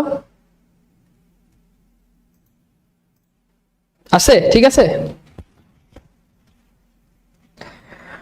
আমি কি বুঝাতে পারছি? আমি কি বুঝাতে পারছি তোমাদেরকে কনসেপ্টটা? ওকে, এগুলো পড়া মানে এগুলো পড়াশোনা করে পরীক্ষার হলে যাওয়ার বিষয় না, এগুলো প্রিপারেশন। জানো কি না? হ্যাঁ, রচনাতে নাম্বার কত? 20। এখন বলো 20 নাম্বারের জন্য প্রথম কথা হচ্ছে 20 নাম্বারের জন্য 20 নাম্বারের জন্য কি আগে যেরকম লিখছো এরকম লিখলে হবে না। প্রথমত হচ্ছে রচনাতে বেশি পয়েন্ট করতে হবে, বেশি পয়েন্ট অর্থাৎ পয়েন্টগুলো বেশি করতে হবে, অনেক বেশি পয়েন্ট করবে। সেক্ষেত্রে এক পৃষ্ঠায়, এগুলো একটু খাতায় লিখবা, এক পৃষ্ঠায় খেয়াল করো, এক পৃষ্ঠায় চারটাও না, সরি, এক পৃষ্ঠায় 3টার বেশি পয়েন্ট যাতে না হয়, 3টার বেশি পয়েন্ট না হয়। আমি তোমাকে বলি, মানে ব্যাপারটা এরকম না যে রচনাতে তুমি পয়েন্ট করে না লিখলে তোমাকে নাম্বার দিবে না, তাও তোমাকে নাম্বার দিবে। তুমি যদি ঢালাও ভাবে যদি খালি লিখো তাও নাম্বার দিবে, কিন্তু পয়েন্ট করেই তোমাকে লিখতে হবে, বুঝছো? এরপর হচ্ছে কিছু জিনিস খেয়াল রাখবা, কিছু বিষয় তোমাকে এভাবে সাজাইতে হবে। রচনার ক্ষেত্রে যদি সমস্যামূলক রচনা হয় তাহলে প্রথমে সমস্যাগুলো উল্লেখ করতে হবে, সমস্যার পর সমাধান করতে হবে। অর্থাৎ ধরো তোমাকে বলা হলো মাদক নিয়ে লেখার জন্য, তাহলে মাদকের কারণে সমস্যাটা কি হচ্ছে এই সমস্যা নিয়ে লিখতে হবে। এরপর মাদক থেকে কিভাবে পরিত্রাণ হওয়া যায় এটা সমাধানটা লিখতে হবে। জলবায়ু পরিবর্তনের কথা বলতে, তাহলে জলবায়ু পরিবর্তনের সমস্যাটা কি হচ্ছে এবং এটা সলিউশন কি হতে পারে। আমি কি বুঝাইতে পারছি? মোবাইল আসক্তি নিয়ে লিখতে বলছে, তাহলে মোবাইল আসক্তির সমস্যাগুলো মেনশন করতে হবে, এরপর এটা সমাধান কি এগুলো লিখতে হবে, এবং এগুলো তোমাকে পয়েন্ট আকারে লিখবা, পয়েন্ট করে। মনে রাখবা বেশি বেশি পয়েন্ট করবে। এখানে পয়েন্ট বলতে কি, ক্রমিক নাম্বার 1 2 3 4 এভাবে দিতে হবে। সমাধানগুলো পয়েন্ট করে লিখতে হবে 1 2 3। অনেকে কারো যদি 1 2 3 দিতে মন চায় সেক্ষেত্রে তোমরা বিভিন্ন আইকন গুলো খাতায় ইউজ করতে পারো। এটা একটা আইকন, স্টার চিহ্ন দিয়ে একটা আইকন, অনেকে আবার এরকম একটা আইকন দেয়, এরপর অনেকে আবার এরকম আইকন দিয়ে হচ্ছে পয়েন্ট করে। হোয়াট এভার যেটাই দাও খুবই সুন্দর। এগুলো তোমার মানে শিক্ষকের তোমার প্রতি তাকে বেশি আকৃষ্ট করবে, কিন্তু এটাতে বেশি সময় লাগবে না। অনেকে আছে এরকম দাও দিয়ে এরপর কি জানি, এই যে অনেক মেয়েরা এরকম এগুলো লাগবে না। এইসব ধানাই পানাই এত নাটক করার তো টাইম নেই। আমি কি বুঝাতে পারছি? এগুলো করবে না। এখানে অনেক রকম আইকন দেয়, দেখো তোমাদের অনেকে সবার সাথে মোটামুটি মিলে যাচ্ছে। তো এইভাবে হচ্ছে তুমি রচনাটা বেশি বেশি সাজাবা। আচ্ছা, এরপরে যেটা সেটা হচ্ছে মনে রাখবা, রচনার মধ্যে উদ্ধৃতি আনতে হবে। উদ্ধৃতি যদি এটা সব রচনার ক্ষেত্রে গুরুত্বপূর্ণ না, বাট একাধিক রচনার ক্ষেত্রে কোটেশন আনতে হবে। তোমাকে মাদক নিয়ে লিখতে বলছে, তাহলে মাদক নিয়ে কোনো জ্ঞানী গুণী মানুষ মাদক নিয়ে এই একটা লাইন বলে গেছে, এইটা তোমাকে লিখতে হবে। বুঝছো কথা কি বুঝতে পারছি? এটা লিখতে হবে। আচ্ছা, কোন একটা জিনিস ধরো স্বদেশ প্রেম নিয়ে লিখতে বলছে, তাহলে স্বদেশ প্রেম এটা নিয়ে রবীন্দ্রনাথ একটা উক্তি লিখছে, লিখবা। একটা মানে খারাপ বুদ্ধি হচ্ছে অনেক সময় দেখা যায় যে এমন একজনের নামে এমন একটা উক্তি লিখে দিছে, টিচার হয়তো নিজেও এই উক্তি জানে না। তো টিচার যে সবার উক্তি জানে এটা না, তো যদি মন চায় এরকম ফেক জিনিস লিখে দিলে অনেক সময় টিচার ধরতে পারে না। আচ্ছা, আর বেটার হয় কিছু জায়গাতে যদি কিছু ইংরেজি উক্তি যদি দিতে পারো, ইংরেজি উক্তি, তাহলে এই জিনিসগুলো তোমার আরো বেশি হিট করবে। তুমি লেখার ভিতরে আরো বেশি ইংরেজি উক্তি দিবা, তাহলে দেখবা যে ওই জিনিসটা তোমার ক্ষেত্রে আরো বেশি ইম্প্যাক্টফুল হচ্ছে। তো এই জায়গাগুলো হচ্ছে রচনার ক্ষেত্রে তোমরা বেশি করে খেয়াল রাখতে হবে। তোমাদেরকে রচনা লেখার ক্ষেত্রে এই পয়েন্টগুলোতে বেশি বেশি খেয়াল রাখতে হবে। এখন আসো প্রশ্ন হচ্ছে কত পৃষ্ঠা। এটা আবার বলছে এটা কোনো কিছুর উপরে এটা ডিপেন্ড করে না কত পৃষ্ঠা, বাট যেটা আমাকে করতে হবে, যেহেতু এখানে নাম্বার 20টা, যেহেতু এখানে আমার 20 নাম্বার, তো মনে রাখবা এপিট ওপিট করে আমাকে মিনিমাম 10 পৃষ্ঠা লিখতে হবে। মিনিমাম 10 পৃষ্ঠা। আমি আবার বলছি, আমি যে 10 পৃষ্ঠা বলছি এটাই শেষ না। তুমি 30 পৃষ্ঠা লিখো নাম্বার পাবা না, আবার কেউ 10 পৃষ্ঠা সুন্দর মতো লিখেও নাম্বার পাও। আমি বলছি মিনিমাম। এখন তোমাকে আমি এই জিনিসটা একটু বুঝাই। ধরো তুমি, আর মনে রাখবা আরেকটা জিনিস খুবই গুরুত্বপূর্ণ, রচনা সবার শেষে লিখবা। রচনা সবার শেষে লিখবো, এটা মনে থাকবে। অর্থাৎ সবকিছু শেষ করে তারপর রচনা লিখবা। কেন এই কথাটা আমি বললাম যে তুমি সবকিছু শেষ করে তুমি রচনা কেন লিখবা, এটার একটা রিজন আছে না? এইটার রিজনটা কি? রিজনটা হচ্ছে কি আমি তোমাকে বলি, এটার রিজনটা হচ্ছে মনে রাখবা, ধরো তোমার হাতে লাস্ট সময়, তোমার হাতে সময় আছে 40 মিনিট। খেয়াল করো, তোমার লাস্ট সময় হাতে সময় আছে 40 মিনিট, কথা বুঝো। এখন 40 মিনিটে ধরো তুমি 30 মিনিটের মধ্যে তুমি লিখে ফেলছো, ধরো 10 পাতা লিখে ফেলছো, তাহলে কি বাকি 10 মিনিট বসে থাকবা? হ্যাঁ, তোমার হয়তো রিভিশন দিতে হয়তো 2 মিনিট লাগতে পারে, বা তুমি আগ থেকে রিভিশন দিয়ে রাখছো, অথবা তোমার ধরো 5 মিনিট লাগবে। এখন তুমি কি করবা? 5 মিনিট তুমি কি বসে থাকবা? বলো যে হ্যাঁ আল্লাহ আমার তো 10 মিনিট 10 পৃষ্ঠা হয়ে গেছে। আমি বলি নাই 10 পৃষ্ঠা, বলছি মিনিমাম এটা লিখতে হবে, এটার কম লিখলে নাম্বার অনেক কেটে দিবে। এখন তোমার হাতে ধরো সময় আছে আরো 10 মিনিট, তোমাকে আরো 10 মিনিট লিখতে হবে। আরো 10 মিনিটে তুমি ধরো আরো 5 পৃষ্ঠা লিখলা, তাহলে তোমার টোটাল হলো ধরো তুমি কত পৃষ্ঠা লিখলা, তুমি আরো 5 পৃষ্ঠা তোমার বাড়লো, তুমি 15 পৃষ্ঠা লিখলে, এতে তোমার নাম্বার। এন্ড ধরো তোমার লাস্টে তোমার হাতে সময় ছিল 30 মিনিট, 30 মিনিটে তুমি লিখবা। অর্থাৎ এটা এমন না লাস্টে তুমি রচনার জন্য যেহেতু 20 নাম্বার, রচনার জন্য 40 থেকে লাস্টের 30 মিনিট অবশ্যই রাখবা, এখানে অনেক number. Minimum 30 minute 40 minute standard চেষ্টা করবা 40 মিনিটে রাখার জন্য, বাট কোনো কারণে না হলে যাতে লাস্টের 30 মিনিট যাতে শুধু রচনায় লিখতে পারো। ঠিক আছে, বুঝাইতে পারছি? এর আগে তুমি সব শেষ করে ফেলবা, কেননা তোমার ব্যাকরণে যে 30 নাম্বার, এই 30 নাম্বারে তোমার অল্প সময়ের ভিতরে এই 30 নাম্বারে আনসার করতে, ব্যাকরণে 30 নাম্বার আনসার করতে একদম ভালোভাবে পারলে 15 মিনিট 15 থেকে 20 মিনিটের ভিতরে এগুলো লিখে ফেলা যায় সহজভাবে, খুব ইজি ওইতে লিখে ফেলা যায়।